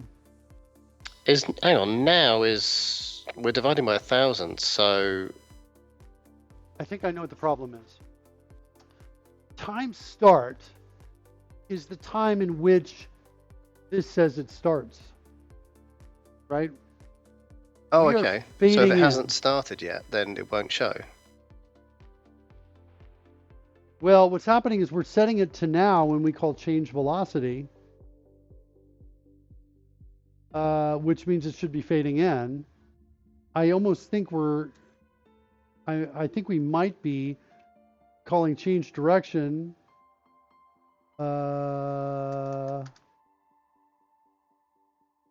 Where's Mark Flies?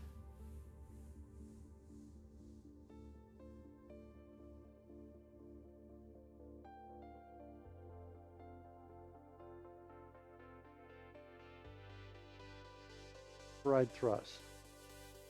Vertical thrust. I almost think that if we exited out of here based on the start time,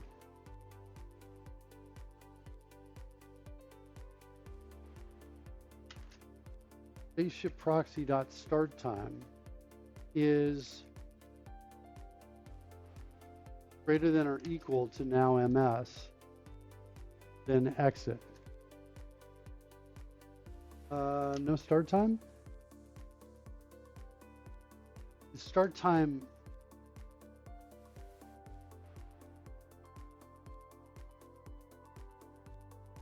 what is it? Time start? There it is. Okay, time start.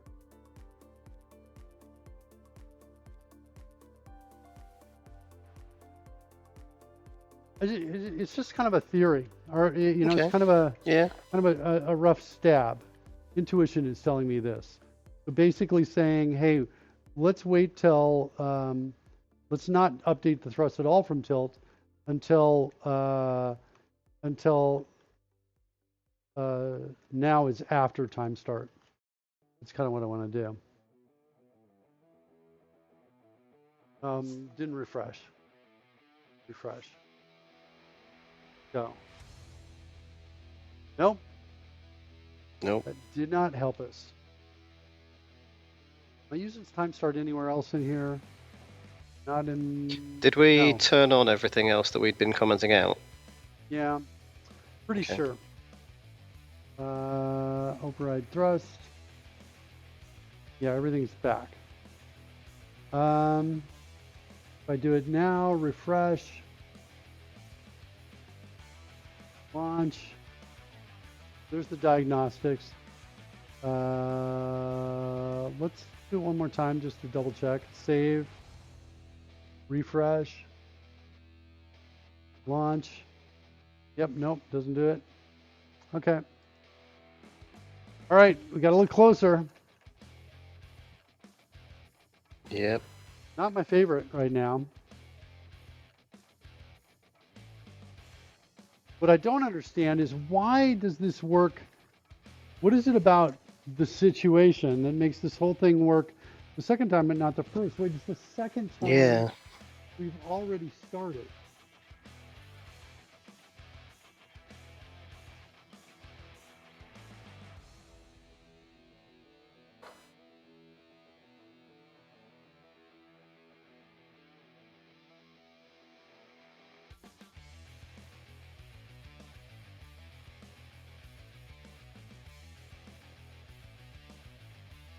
Maybe some things here so they're a little clearer.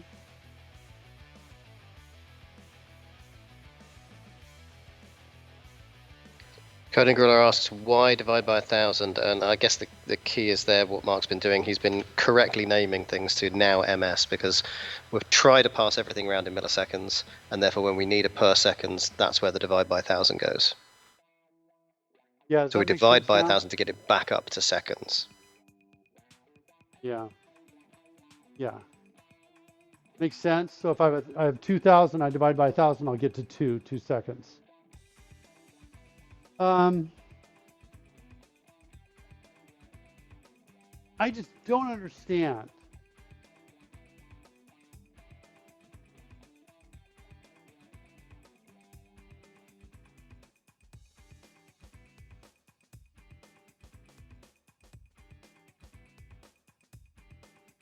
Can we verify that changing direction is actually getting given milliseconds? I mean, I don't see any reason why it wouldn't be, but...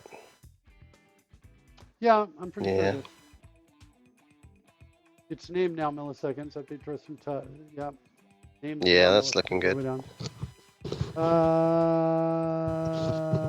Yes. So I think what we have to do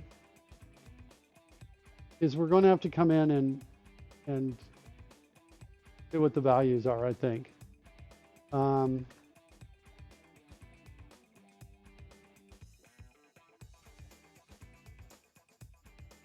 I want to put them all in one line. So if they're not changing, the browser, you know, Chrome will just tell me everything's cool.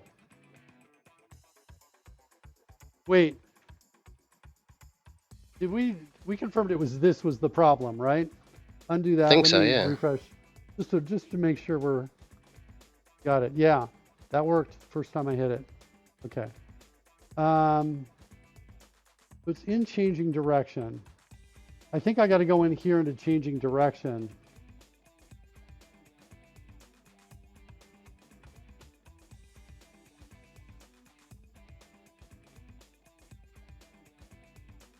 What's blowing my mind is there's no errors in the console log. Like if there was an exception, we'd be like, okay, got it. It's not getting to the point where it can draw. But the other reason, argument against that is diagnostics are at the end of the list and they're still being drawn, right? So there's no exception.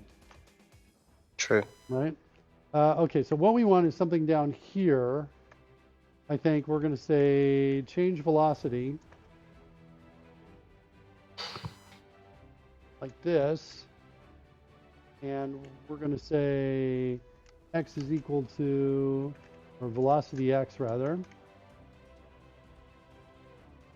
equal to that.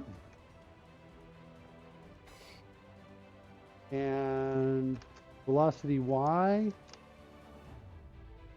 equal to velocity y. Whoops. That. That's what I'm thinking about. We console log that. Just looking for like not a number or crazy, something there. That's our first stab at it. Let's refresh. Actually, not refresh this one. I'm going to turn off this one and I'm going to go here and we'll refresh here. Okay. We're going to say launch mark when it's done loading. Hit the button. We don't see it. Although, whoa, there's something crazy down at the bottom. I've never noticed this before. Oh. That's weird. Nothing in the console? Huh? What? Tilt. Is tilt off? I wonder if tilt... Oh, I didn't save either, though. Save. Fresh. Try it again. Weird line I saw down at the bottom of it. On. Turning off on this so we don't have multiples. Okay, did I do a refresh here one more time just in case? Console, and go. Launch.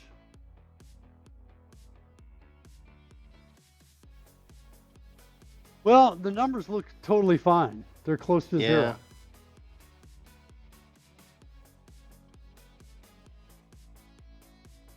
And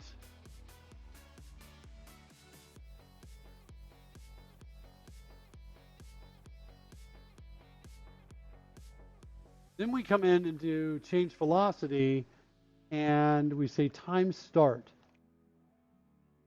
Let's look at time start in here. I feel like advanced frame. Not time to start yet. It doesn't advance the frame. There's no frames in here, so we don't need to worry about that. Not time to start. However, unfortunately, it is time for me to disappear.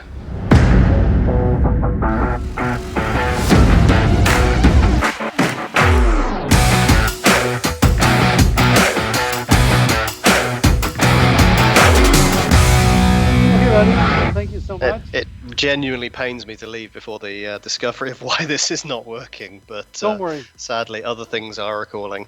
So, Well, failing all else, I will see you same time tomorrow. All right, thanks, buddy. I appreciate it. Okay, bud. Have a good one. All right, We'll see you then. Take care. Bye.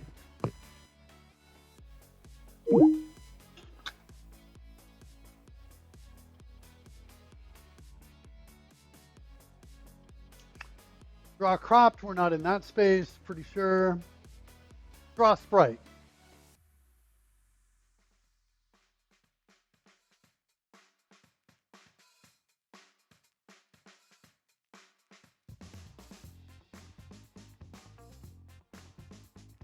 What's still alive look like? Get life remaining now.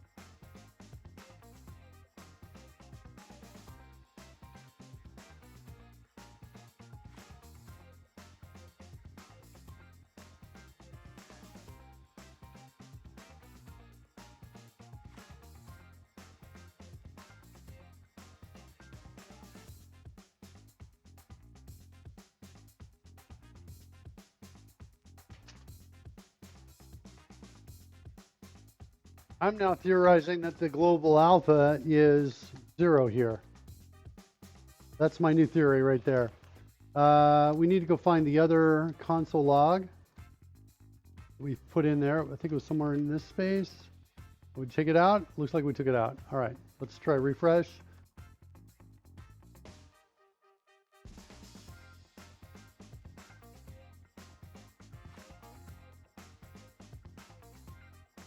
Console, hit the launch button.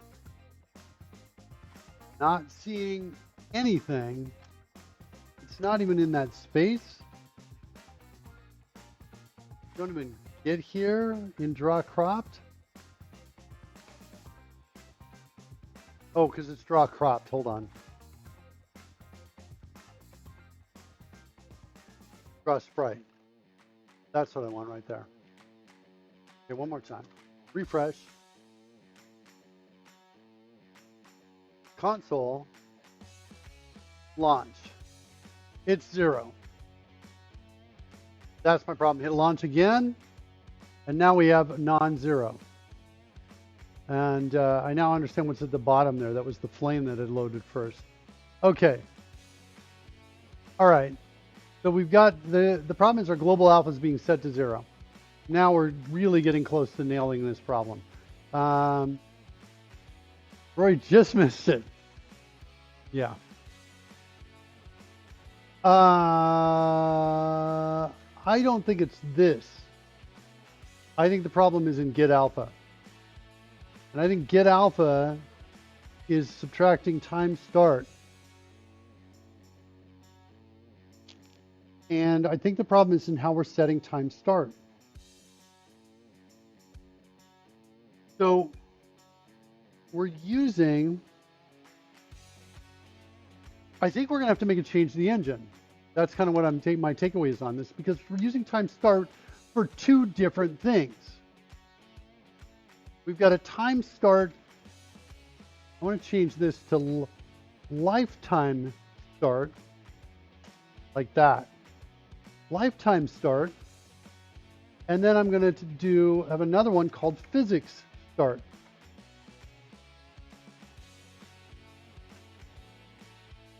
Maybe physics time start, like that. And so we're going to go through and look at lifetime starts and change them to physics time start whenever we need to. So first we'll do this, but instead of doing performance now, we're going to make it be lifetime start. What's wrong with this? Oh, wait a second. Where's lifetime start? Animation element. Physics time start is right there. Oh. Physics time start, sorry. Okay. All right. So expiration date still based on lifetime start. That's totally fine. Animate.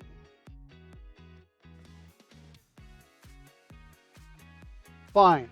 That should be lifetime start. That's fine too. That's fine too. It's the lifetime start. Seconds passed. This now becomes physics time start.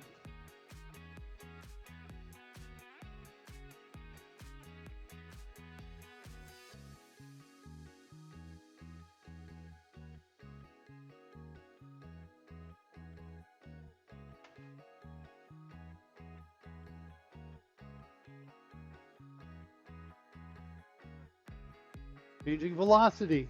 This is physics start. Okay.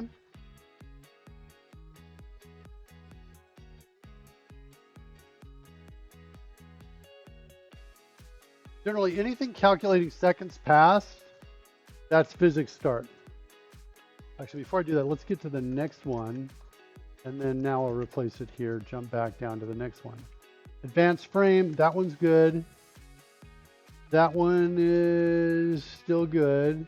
Let's get hue shift. Draw cropped, that's good.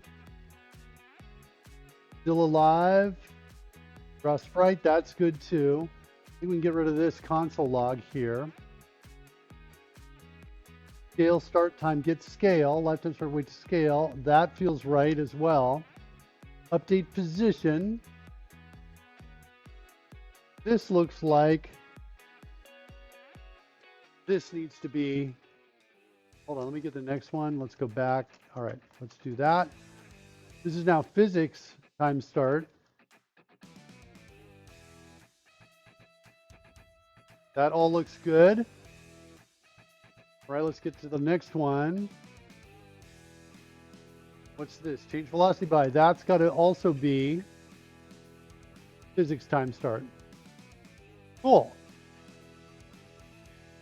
This get future point in the drone. Seconds pass, times, lifetime start. Yep, that needs to be physics time start now. Sweet. Actually, before I do that, let's find the next one of these. Okay. What are we at here? Delay start. That's good. What's this? Code. What are we doing? Focus item. Oh, okay. That I think is okay and good. Okay, next. Add dropping coin. That's good. Expiration date. That's good. Add flying coin. That's good. That's good. Dragon game. That looks good. That's just deciding when the sprite is going to appear. What's this? That looks fine. That looks good. That looks good. There's no physics here. What's this? Oh, this is in the book. That's okay. That's okay. That's okay. And then we're back around. We've done full circle. Changed the whole engine. Let's do a refresh. See if that solves it. I hope it solves it. Okay. Refresh. And launch. You can see it. I'm seeing the flames down below. I think it's just loading. So it's loaded the flames and it hasn't loaded the spaceship. There it is. Spaceship is there. And then launch. There we go. Okay. That looks good. Let's go back over to the other one. And let's refresh on live stream and launch me with a single button press. Good. Then I can control thrust like that.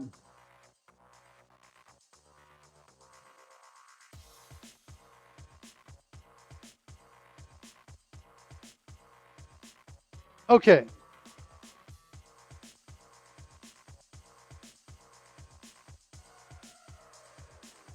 All right, good. That's fixed. That's a nice fix, by the way. It's not a good idea to ever use one variable for two different things, and that's exactly what we were doing. Let's just double check a couple things. Let's fly the drones out. Let's refresh the drones, the drone game. And stop the music. The music's been going great the whole show. Hasn't had any problems with it. Refreshing the drone game. Taking a while to load. This is longer than normal. Get all those coins to images to load up. Okay, there's the music for it. So far, so good. We've got coins spinning. Music is playing. You need to spin on your share at the same rate the ship rotates. Edmund 311 says that. Okay, Edmund. Welcome. Let's launch some drones out. That looks like it's working right there. We fly the drones around. Good, good, good. Can I launch the Code Rush ship? That looks good as well. Got planet Earth over there. Let's go back and dock. Okay. So I think that change worked. That looks like that was a good, safe change. Definitely a step in the right direction. Get me down here. Let's entertain Edmund's idea. Let's do a launch right here. Now I'm going to spin in my chair like that.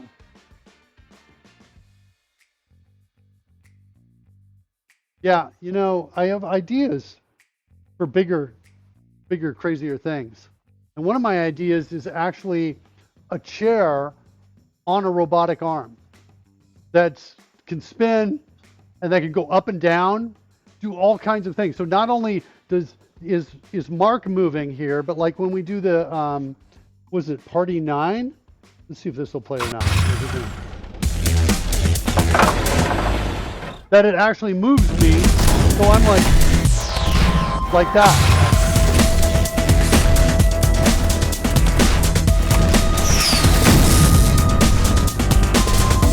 Why not have a robotic chair?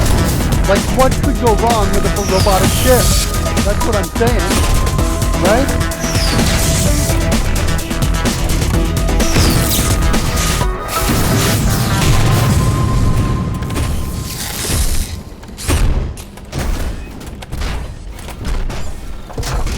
Like that. I don't know, it's a crazy idea.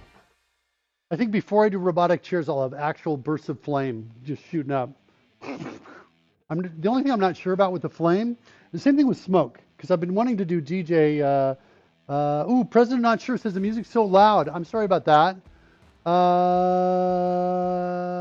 Let me see if I can adjust that here. Dance Party 9. Oh yeah, it's cranked up all the way. I'm sorry about that. I'm just dropping it down next time that'll play. It will be quieter. Thank you for that, President Not Sure. Appreciate that. That's great feedback. Okay, so back into the grind of the code here. Let's close that down. So we fixed and changed the engine. I'm really happy about that change, actually, because that had been bugging me. You know, I've been looking at that and saying, wait, why do we ever change the time we start? That should never be the case. I understand it from a physics perspective because we're calculating displacement over time, but it doesn't make sense for the other pieces. And I think that's what was modifying this, messing with it and causing that bug. Okay. My Mark Flies game. There it is right there. Let's try a launch and then targeting. Let's look at what's going on with that. We're going to try and target. Whoops, hold on. Let me get here. Do another launch. There's my launch. I'm going to hit target. It's going to show you the target position. It's going to scale me back. It's moving me in that direction. Being thrust towards course. And then we're going to now try to brake. And we're trying to brake. We're trying to stop right here in the middle of the line. That's what we're trying to do. We don't quite get it. But part of the reason why we don't get it is because we're not adjusting the thrust. We need to change the thrust at that point so that it gets us slowed down. So that's our current goal. So our current goal, again, just to be clear, is we're going to get in close, and then we're going to try to slow us down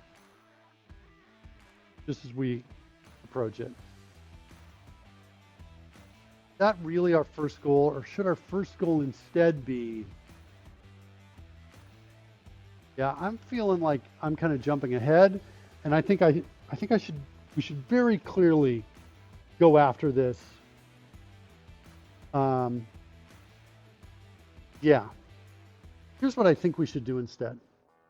I think we should work out the code to get me to point to that. Wherever I am, I'm pointing to it. That's what I think we need to do. That's what I think we need to do. And there's also a bit of it. When I hit the button to go to it, there seems like there's a bit at the start. I got to relaunch, I think. Relaunch. And when I go to it, there's a bit at the start where I'm not moving really at all. Well, there I kind of jumped up, but I think that was some other bug. Ooh, that looks good, though. Whew. That's getting close. Get the webcam, Z order, Fred's Z order. Yeah, okay. I can do that. Give me a second. I need to go over... I'm going to disappear for a second, and you may lose my audio for a second, but I got to go mess with another page. Yeah, I fall behind.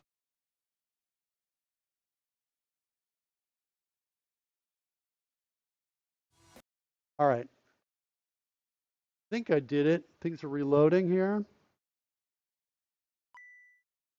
Get the music going again. Do a launch. Do targeting. Now I think I'm going to go in front of Fred. I did that right. Yay. Sweet. Oh, yeah. Okay. So we need to be thinking about thrust and its percentages. And I think we need to be calculating that better, is what I think we need to be doing. I also think that our thrust, the horizontal component of our thrust, that's going this way or this way, right? That horizontal component of our thrust, that part, I think, has got to be clamped down, limited to a certain amount. Because we don't want to approach, our speed at which we cross that is kind of important. In order to slow down, we don't want that speed to be too fast when we're hitting that. So let's kind of break this down a bit. Let me do that, and let's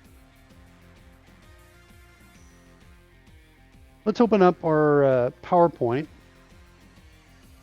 and let's kind of imagine this and take a look at this.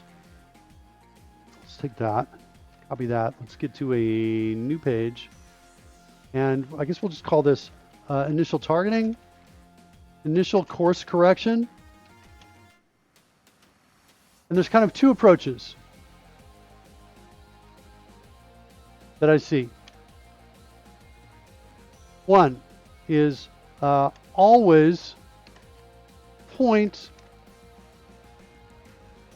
toward the target. And when I say point, I mean tilt. So always tilt toward the target is one. The other, which I think is better, is tip toward the target to get a maximum horizontal velocity. When I say maximum, I mean a reasonable horizontal velocity. What makes this tricky is as we tilt, the components that are the horizontal and vertical components change as we tilt. This is what makes this calculation so tricky. And it really requires us to kind of be making these adjustments as we're tilting. They change, and the reason they change is because, you know, whatever our angle is here, our thrust that's coming out the back of that is essentially brought, you know, turns into two vectors.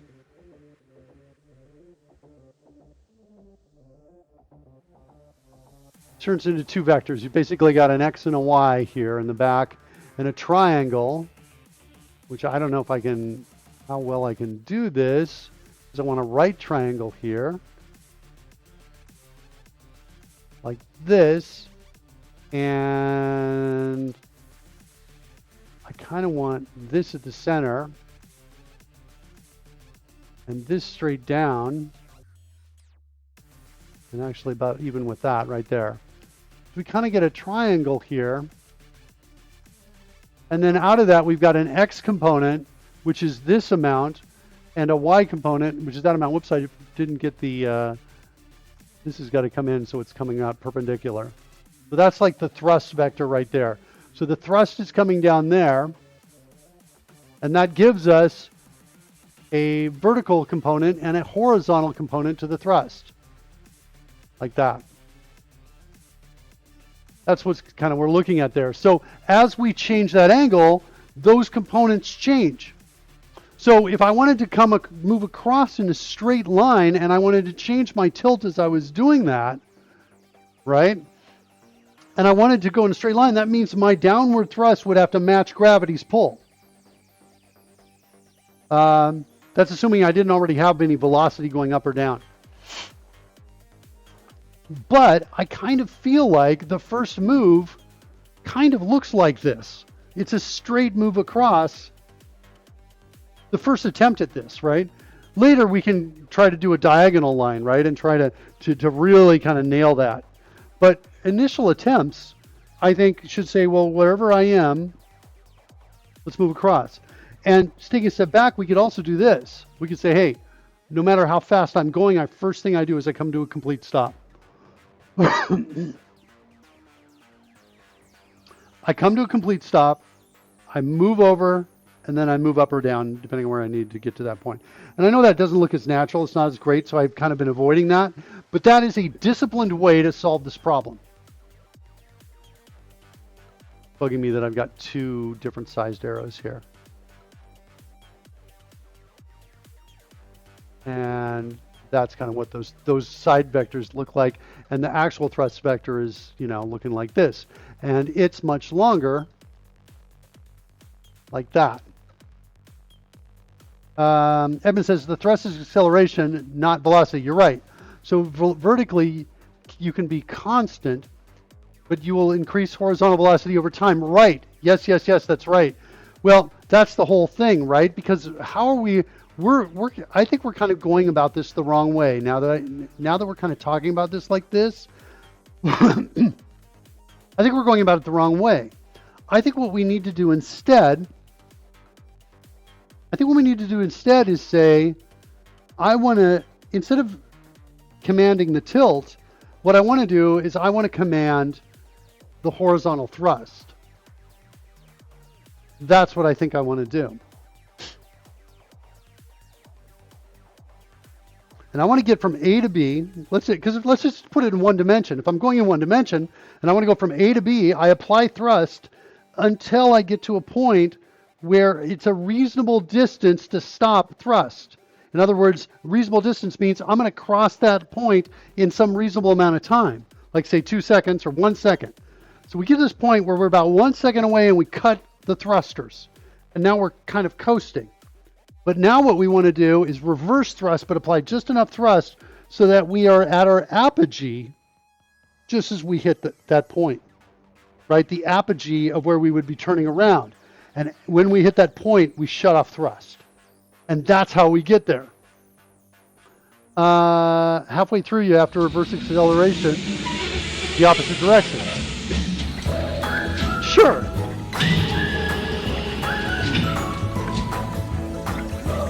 Okay, it's Pudding's show now, kids. Pudding's taking over. Pudding, how you doing, buddy? Glad to have you.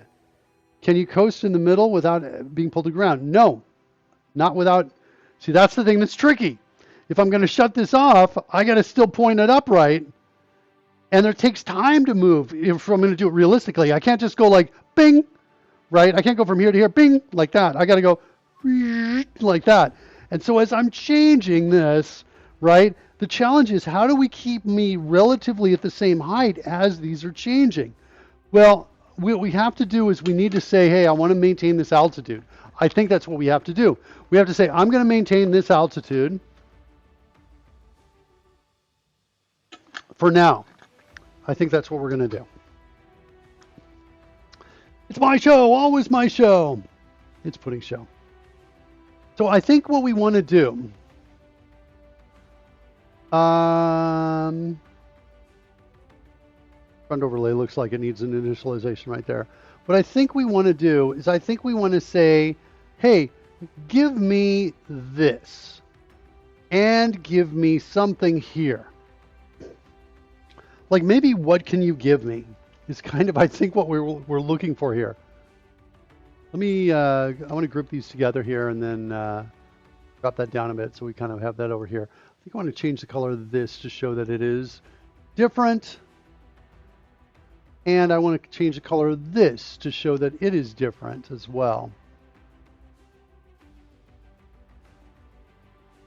Fine. So that's our thrust going out the back. Send that to the back. Like that. So that's our illustration right there. That's what we're trying to do. One last minor tweak here. I want this to be white on the edge there. Okay. So I guess my thoughts are, I want to say, look, my goal is to stay in a straight line, which means my goal is for you to match gravity, for this component to match gravity, always. Right here, Edmund says sine of theta must always be 10 meters per second squared, or whatever our gravity is.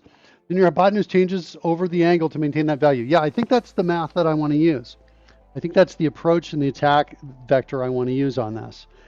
And then what I say is okay, you keep this here as best you can, right? Within the limits of how much thrust we have, because we have a limited amount of thrust. We have a maximum and a min. But I'm pretty sure even at our maximum, tilted at 60 degrees, we still climb. Pretty sure. So we should be able to maintain our altitude.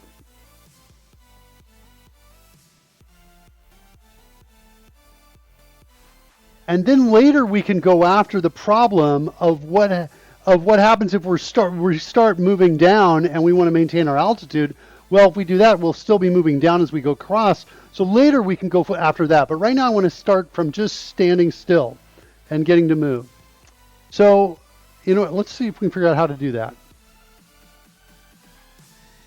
We need to adjust the thrust is what we need to do based on the tilt. Let's figure that out. So here's where we do the tilt.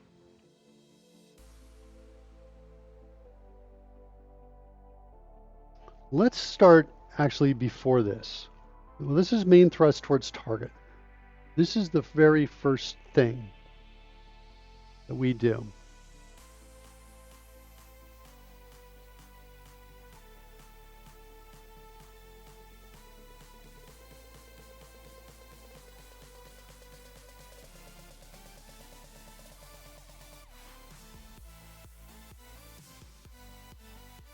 Okay, so our angle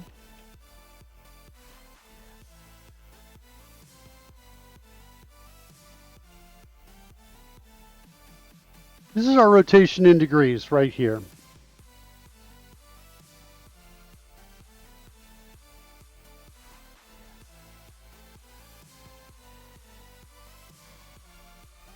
I think, by the way, we may have a method already that helps us out on this. Let's actually look for that method before we start writing this again.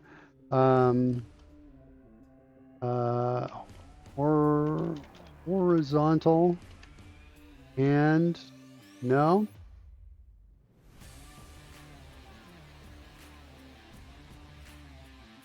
Get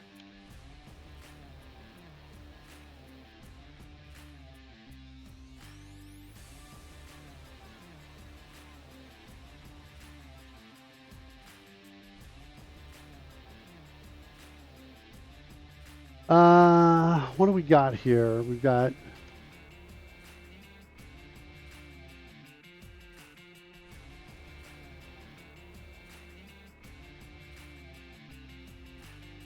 get thrust vector. So get thrust vector. Here we go.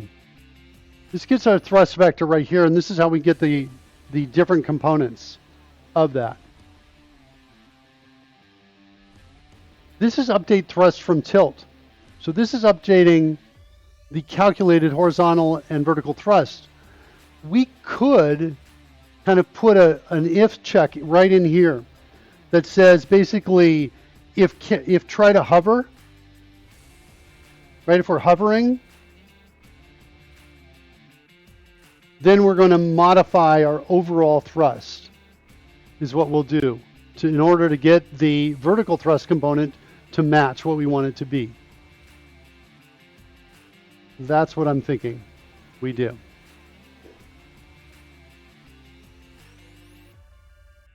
I could simplify this code. Let's do that.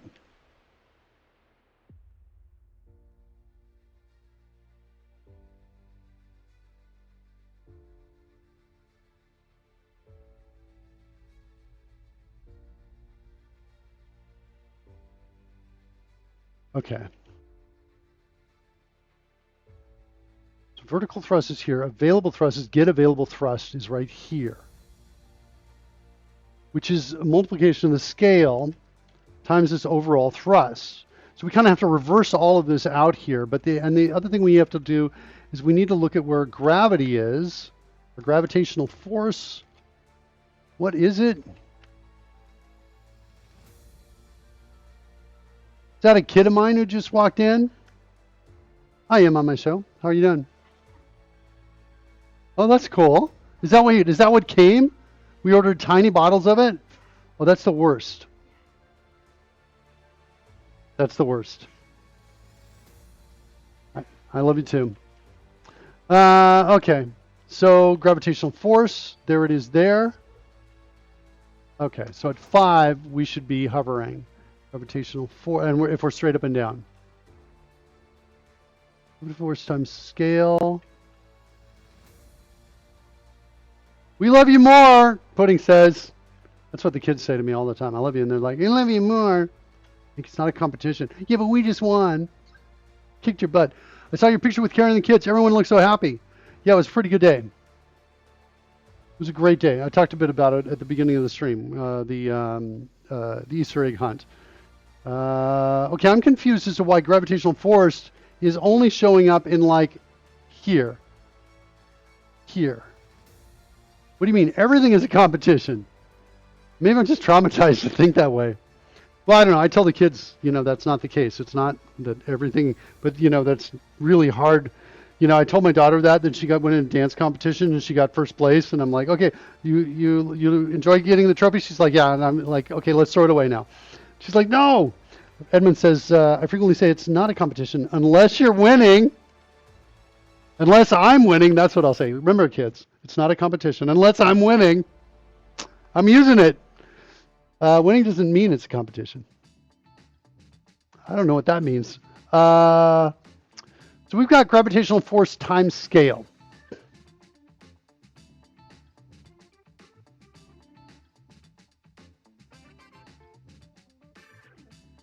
Scale used anywhere else? No. All right, I want to do this. I want to create like a method here. Get scaled gravity maybe, and that's going to be return that. And scale is going to be the spaceship proxy scale, like that. And this is going to now use this dot scaled gravity force. Sorry, get scaled gravity, I mean. Then back up to, what is it? Update thrust from tilt. At this point, so we've got a thrust vector. We can come in and we can say, well, I want to look at get available thrust. This, I think we can replace. In fact, let's look for this. Does it show up anywhere else? It does a couple of times. Okay, so let's replace this.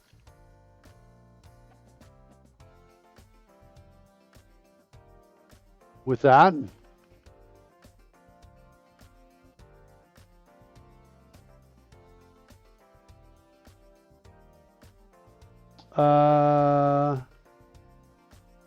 I might avoid a second call to this and just go from this property to that property, I suppose. Maybe it'd be better to just be like countering thrust against gravity.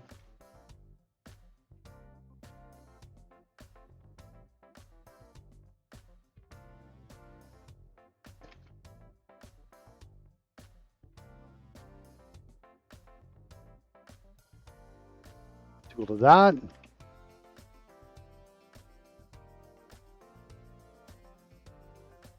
And then that goes there, and then this comes, whoops.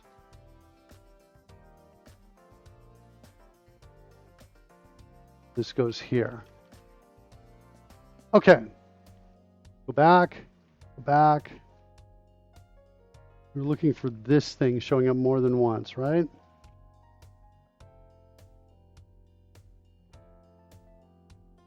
There's the second one.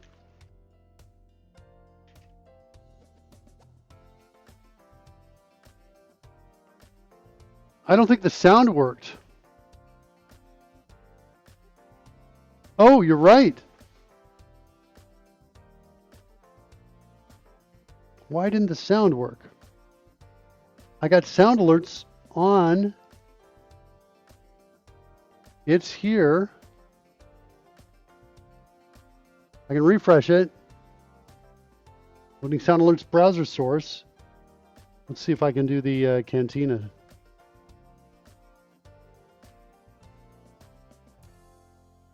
Why am I not hearing it? Did we turn it off? Sound alerts. It looks quiet. It's right there. Let's try it again. Not hearing it. Yeah. We're not seeing it show up there either. So one more time. Redeem. Nothing is coming across. Okay. Why not?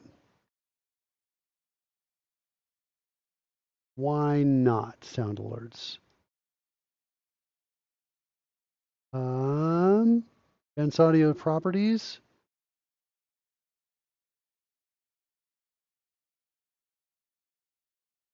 Sound alerts DR. Monitor and output. We should both be hearing it. Why wouldn't that work? Let's see, do I have any filters on it?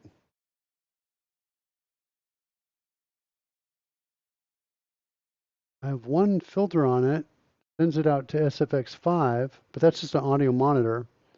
Interesting, I think we lost our music too, just now. I don't think they're related. This is the music problem we had before. But it's not coming back. Music off. Music on is not turning it back on. Let's take the drone game and refresh it as well. This, I feel, is unrelated to the other problem. I think it's just kind of coincidence. It actually shows it's playing.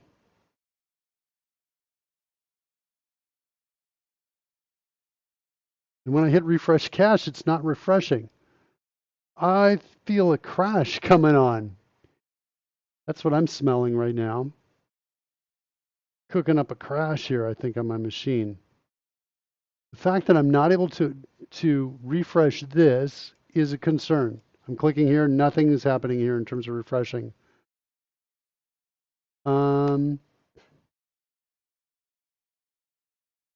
What can we do about that? Let me try turning it off and coming back. You'll lose me for a second. I'll be right back.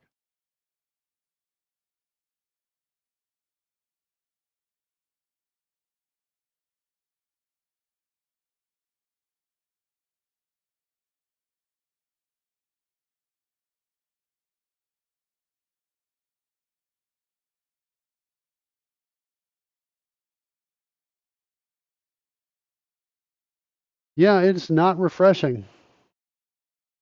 That's not refreshing. Drone game, nothing coming from it. That's where the music should be playing. We don't see anything coming up across here on it. And it's not refreshing.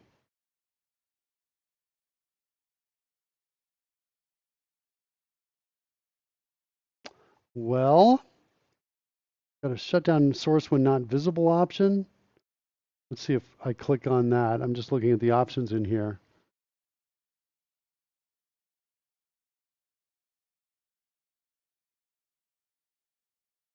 And I'm now trying to turn it back on, and it's not even coming on now. Wow.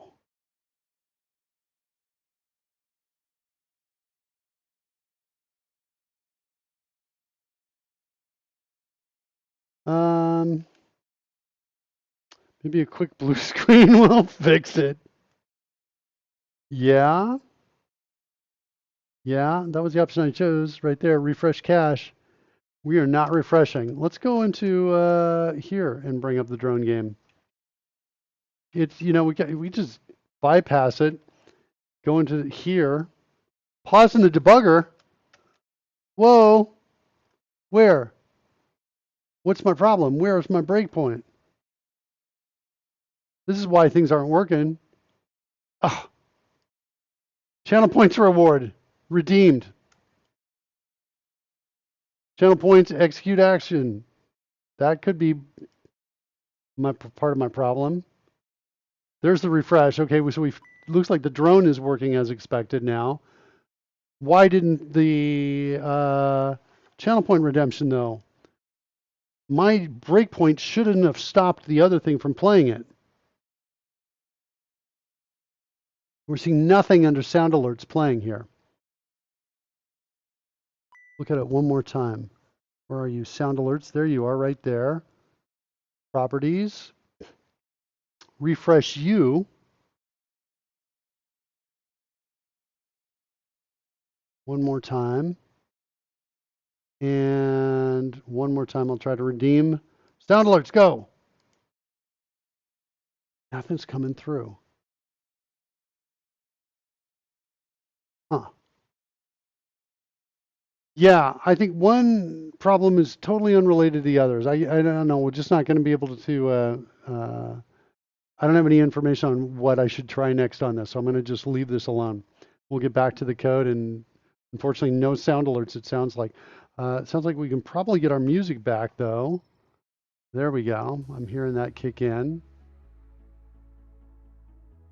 Let's see. I got to refresh the drone overlay. Is that right?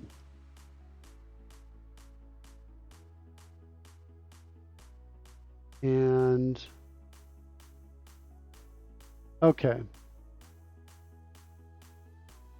Mark Flight's game. Back over here. Let's do one other thing just to make sure that doesn't happen anymore. We're going to disable all breakpoints. Okay. And I think we were in the middle of refactoring this. We were looking to see if that showed up more than once, and we got it all. Okay. I think that's the case.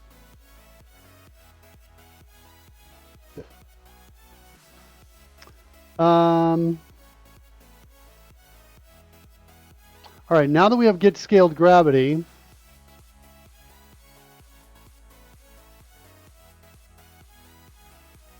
you do something like this, similar to this in update thrust. What was it? Update thrust to match tilt.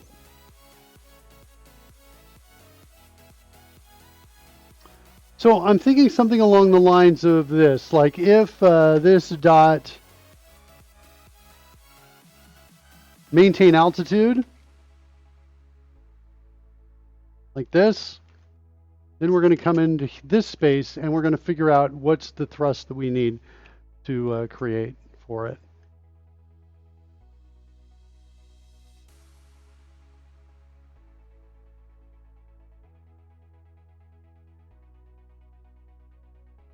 Okay, so maintain altitude. Countering thrust against gravity is going to be equal to that. So we need our vertical thrust needs to match that.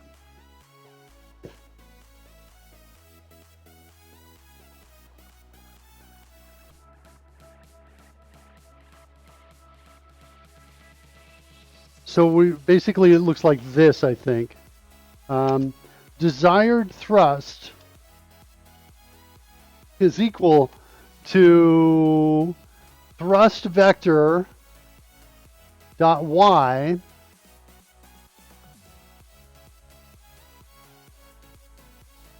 divided by countering thrust against gravity. I think that's what the answer is. And then what we want to do is try to get available thrust into that space right there.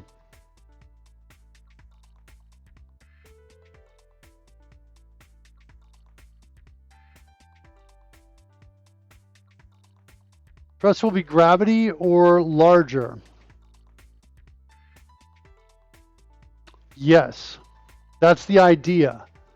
As long as we're tilted in the right direction, as long as we're tilted above, you know, pointing all the way this way or this way. If we're all the way upside down, there's nothing we can do to fight gravity.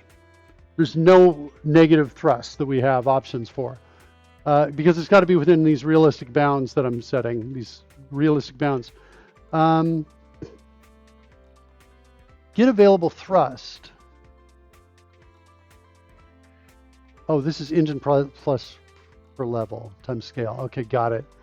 I think we can kind of do this right here. Okay.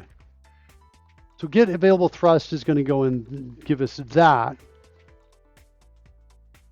And so what we want thrust to be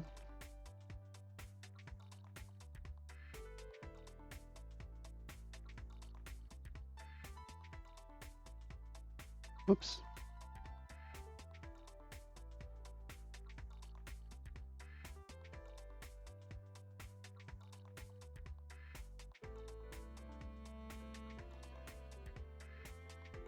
So this is what is returned by get available thrust. We want that to be equal to our desired thrust, which means this dot thrust has got to be equal to desired thrust, I think, divided by this guy right here.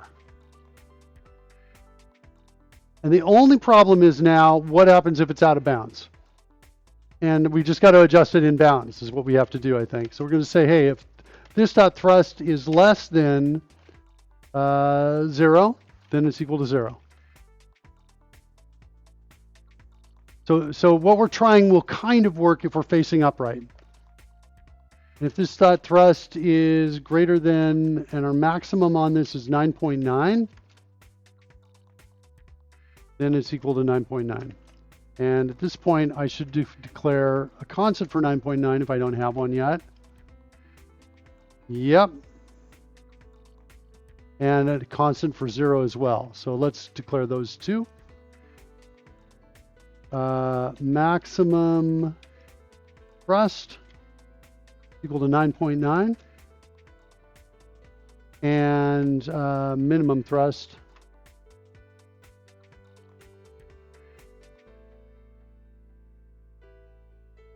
is equal to 0.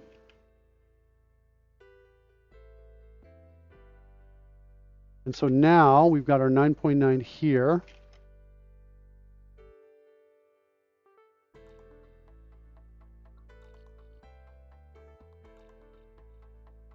And then we've got minimum thrust here. Is that right? Wait.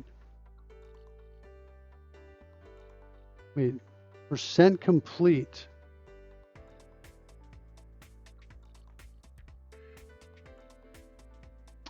This is more than just maximum thrust here.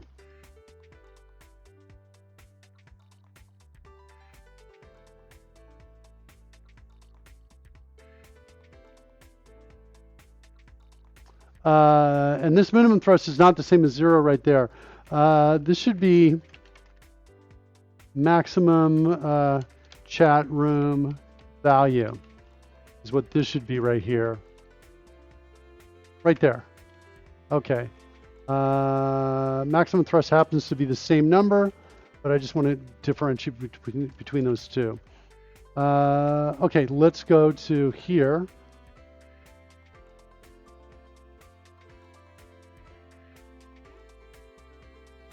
All right. And then we're going to make this minimum thrust.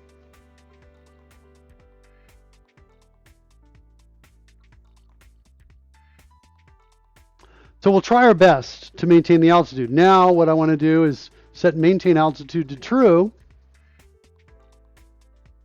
And we can test it. And maybe I should just set it to true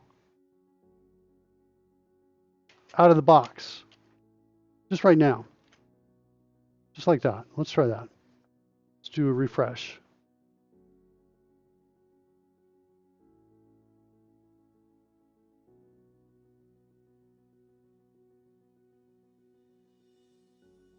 Okay, and launch. Why am I not seeing anything? Got a problem? Come back over here.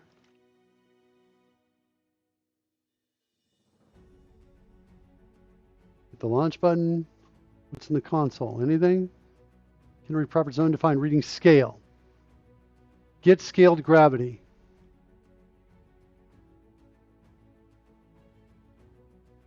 I was a little worried about this, but I was thinking, no, we're checking for spaceship proxy before we call this. I'm sure we'll be fine.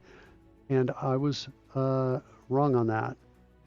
Get scaled gravity. What's our call stack?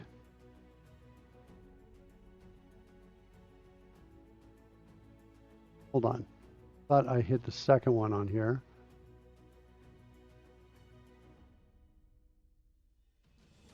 Create new spaceship. Ah, we create it right after I ask for it. Okay, so in create new spaceship, we got to fix that. All right, let's go look at that.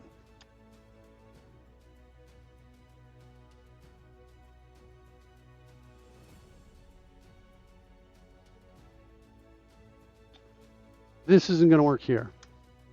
We don't need it till a little lower down, further down. We can do that. Save that, refresh.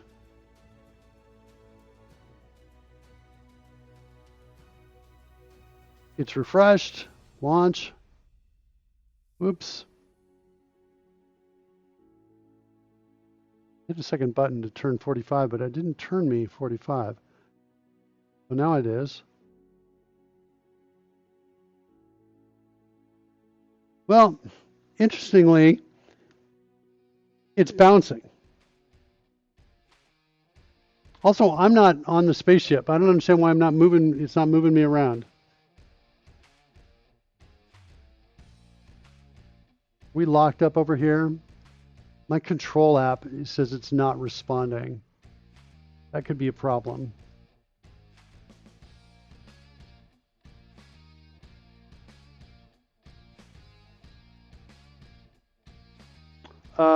Let's just double check, make sure we don't have a second issue over here. Let's come over here, refresh over here. Your auto thrust value isn't right if it's bouncing. No, you're right. I'm with you on that. 100%. I'm going after that. Let me just try launching a second time though. Definitely not right. Not moving me though, still either. No errors in the console. Is it my control app? It's responding again now.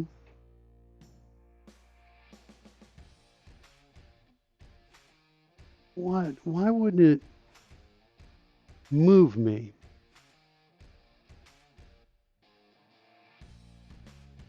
Also, wait. It's almost like there's no thrust at all. I'm hitting the thrust button. Oh yeah, thrust is not changing. What is setting thrust to? All right, let's go after the bounce, I suppose, right now. Then we'll figure out why I'm not moving. That could be something else. A problem with we have to restart some software. Let's look at the bounce.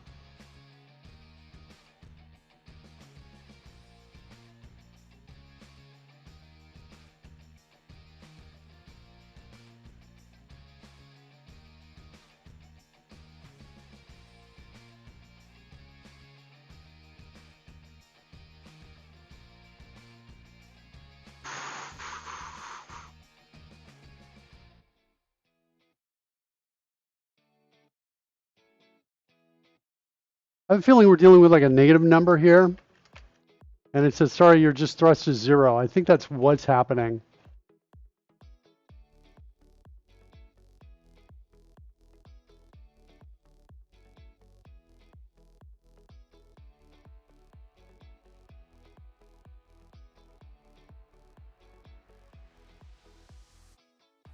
That'll tell us what's going on, I think. Let's refresh over here. Okay, starting up. Start thrust is really small. It's not 0.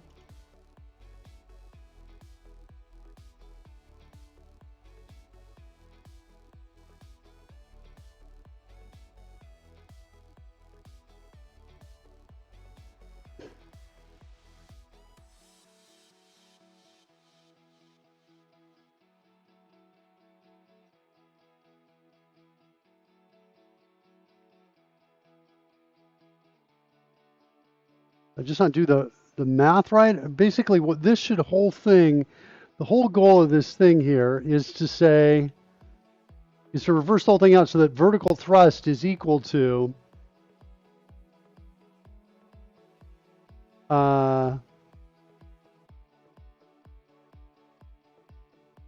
yeah, so I must have some math wrong here. So let's see if we figure this out. Our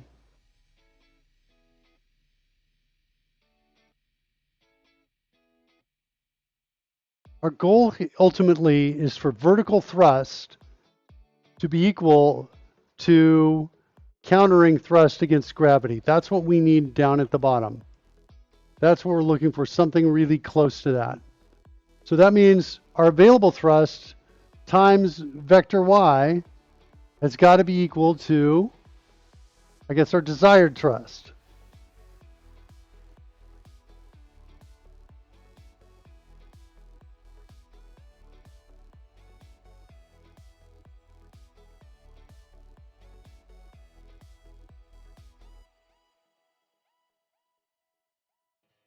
Hold on, I think I've got, where's the equation to set vertical thrust from thrust? It's essentially here. Get available thrust is right below, which says it's our engine thrust per level times what our scale is times the thrust. So essentially thrust goes from 0 to 9, and there's a kind of a thrust per level there. And so that's kind of what's happening to get into that space. So we multiply those pieces there. I'm feeling like, by the way, I feel like my problem is in this space here. I kind of got to go backwards in here and kind of figure this whole thing out. I want this right here to equal that. So if this equals that, if these two are equal, put this in a comment right here. If this is equal to that, right here, then that means I want available thrust needs to equal this divided by thrust vector y. Right? That's what my available thrust is. That means my desired thrust is reversed right here. See that? I've got it the reversed. I think that's my problem. I think that's the problem. Let's see if we get a little closer with that. Let's refresh that.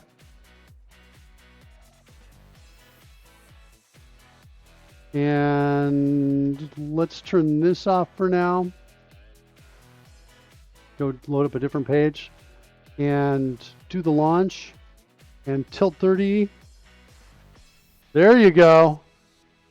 That's what I'm talking about. Let's go back up. Tilt to 0, I mean. Oh yeah. That's awesome.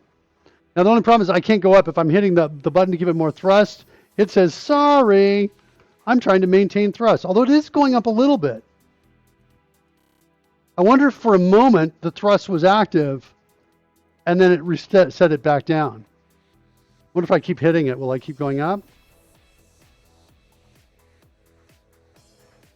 It feels like it. If I drop thrust down and hit that, will it go down? Can't quite tell if that's going down or not.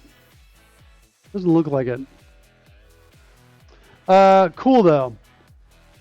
That I like. Look at how much thrust it's applying there because of the angle. That's actually a little bit exciting. Let's try it again. I need to be able to move it up for a bit. I need to be able to move it up. I wonder if I should change it. Yeah, I love that it's maxing out the thrust. The implication is if we go to 90 degrees, it'll just be blasting thrust and I'll be sinking. Just like a SpaceX landing. Yeah, we're trying to get there. 30 degrees. Yeah, it's better to move it up so you can see it. Let's get the initial, let's go find the deploy method and let's move me up just a little bit. From my initial starting position. Here it is, mark default Y. We're going to change this to maybe 750. Like that. And let's refresh the page. Okay, here's the launch. Now I'm up there, and now we're going to tilt sideways. There you go. And now go to 30 degrees. We should see a reduction in the flame. Yeah, look at that. Isn't that sweet? And then go straight up to 0, and we should see the flame go even lower. Yeah, that's awesome. Now let's go back to 60. Yeah, the flame gets so big, it scales up beyond the edges right there. That's really interesting. So that's 9.9, huh? Apparently. And is it dropping? Yeah, it's dropping. And if we go back to 30, it should be able to hover. Are we going to hover? It's kind of bouncing up a bit. But we should see a constant velocity as it goes up. No acceleration. Yeah. Okay, so we're a step closer. I think it bounced off the top. Why am I not moving?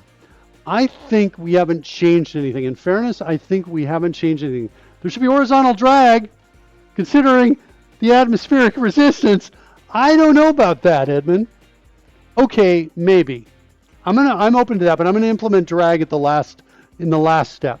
Right now, the goal on this is we're trying to fly to a particular location, and it's kind of like a SpaceX landing, although super simple version of it. And but it's kind of fun because the spaceship, it's got to tilt, it's got to do that kind of thing. So and as it tilts, its horizontal and vertical components change. But that's not bad. It's not bad. We do a launch one more time right there. We say, let's go to 30 degrees. Yeah, I do like that. That's really nice. Go to 45. We should see a drop. Yeah. And we go to 60. We should see a drop and then get big. And then drop. If I go back, drop and get big again. Yeah. Because it's just got so much acceleration in the horizontal direction as well. I think the reason I'm not floating, by the way, so I was starting to say this, I think, but I think the reason I'm not floating is a problem with the other app. I don't think it's a problem with any of the code we've written.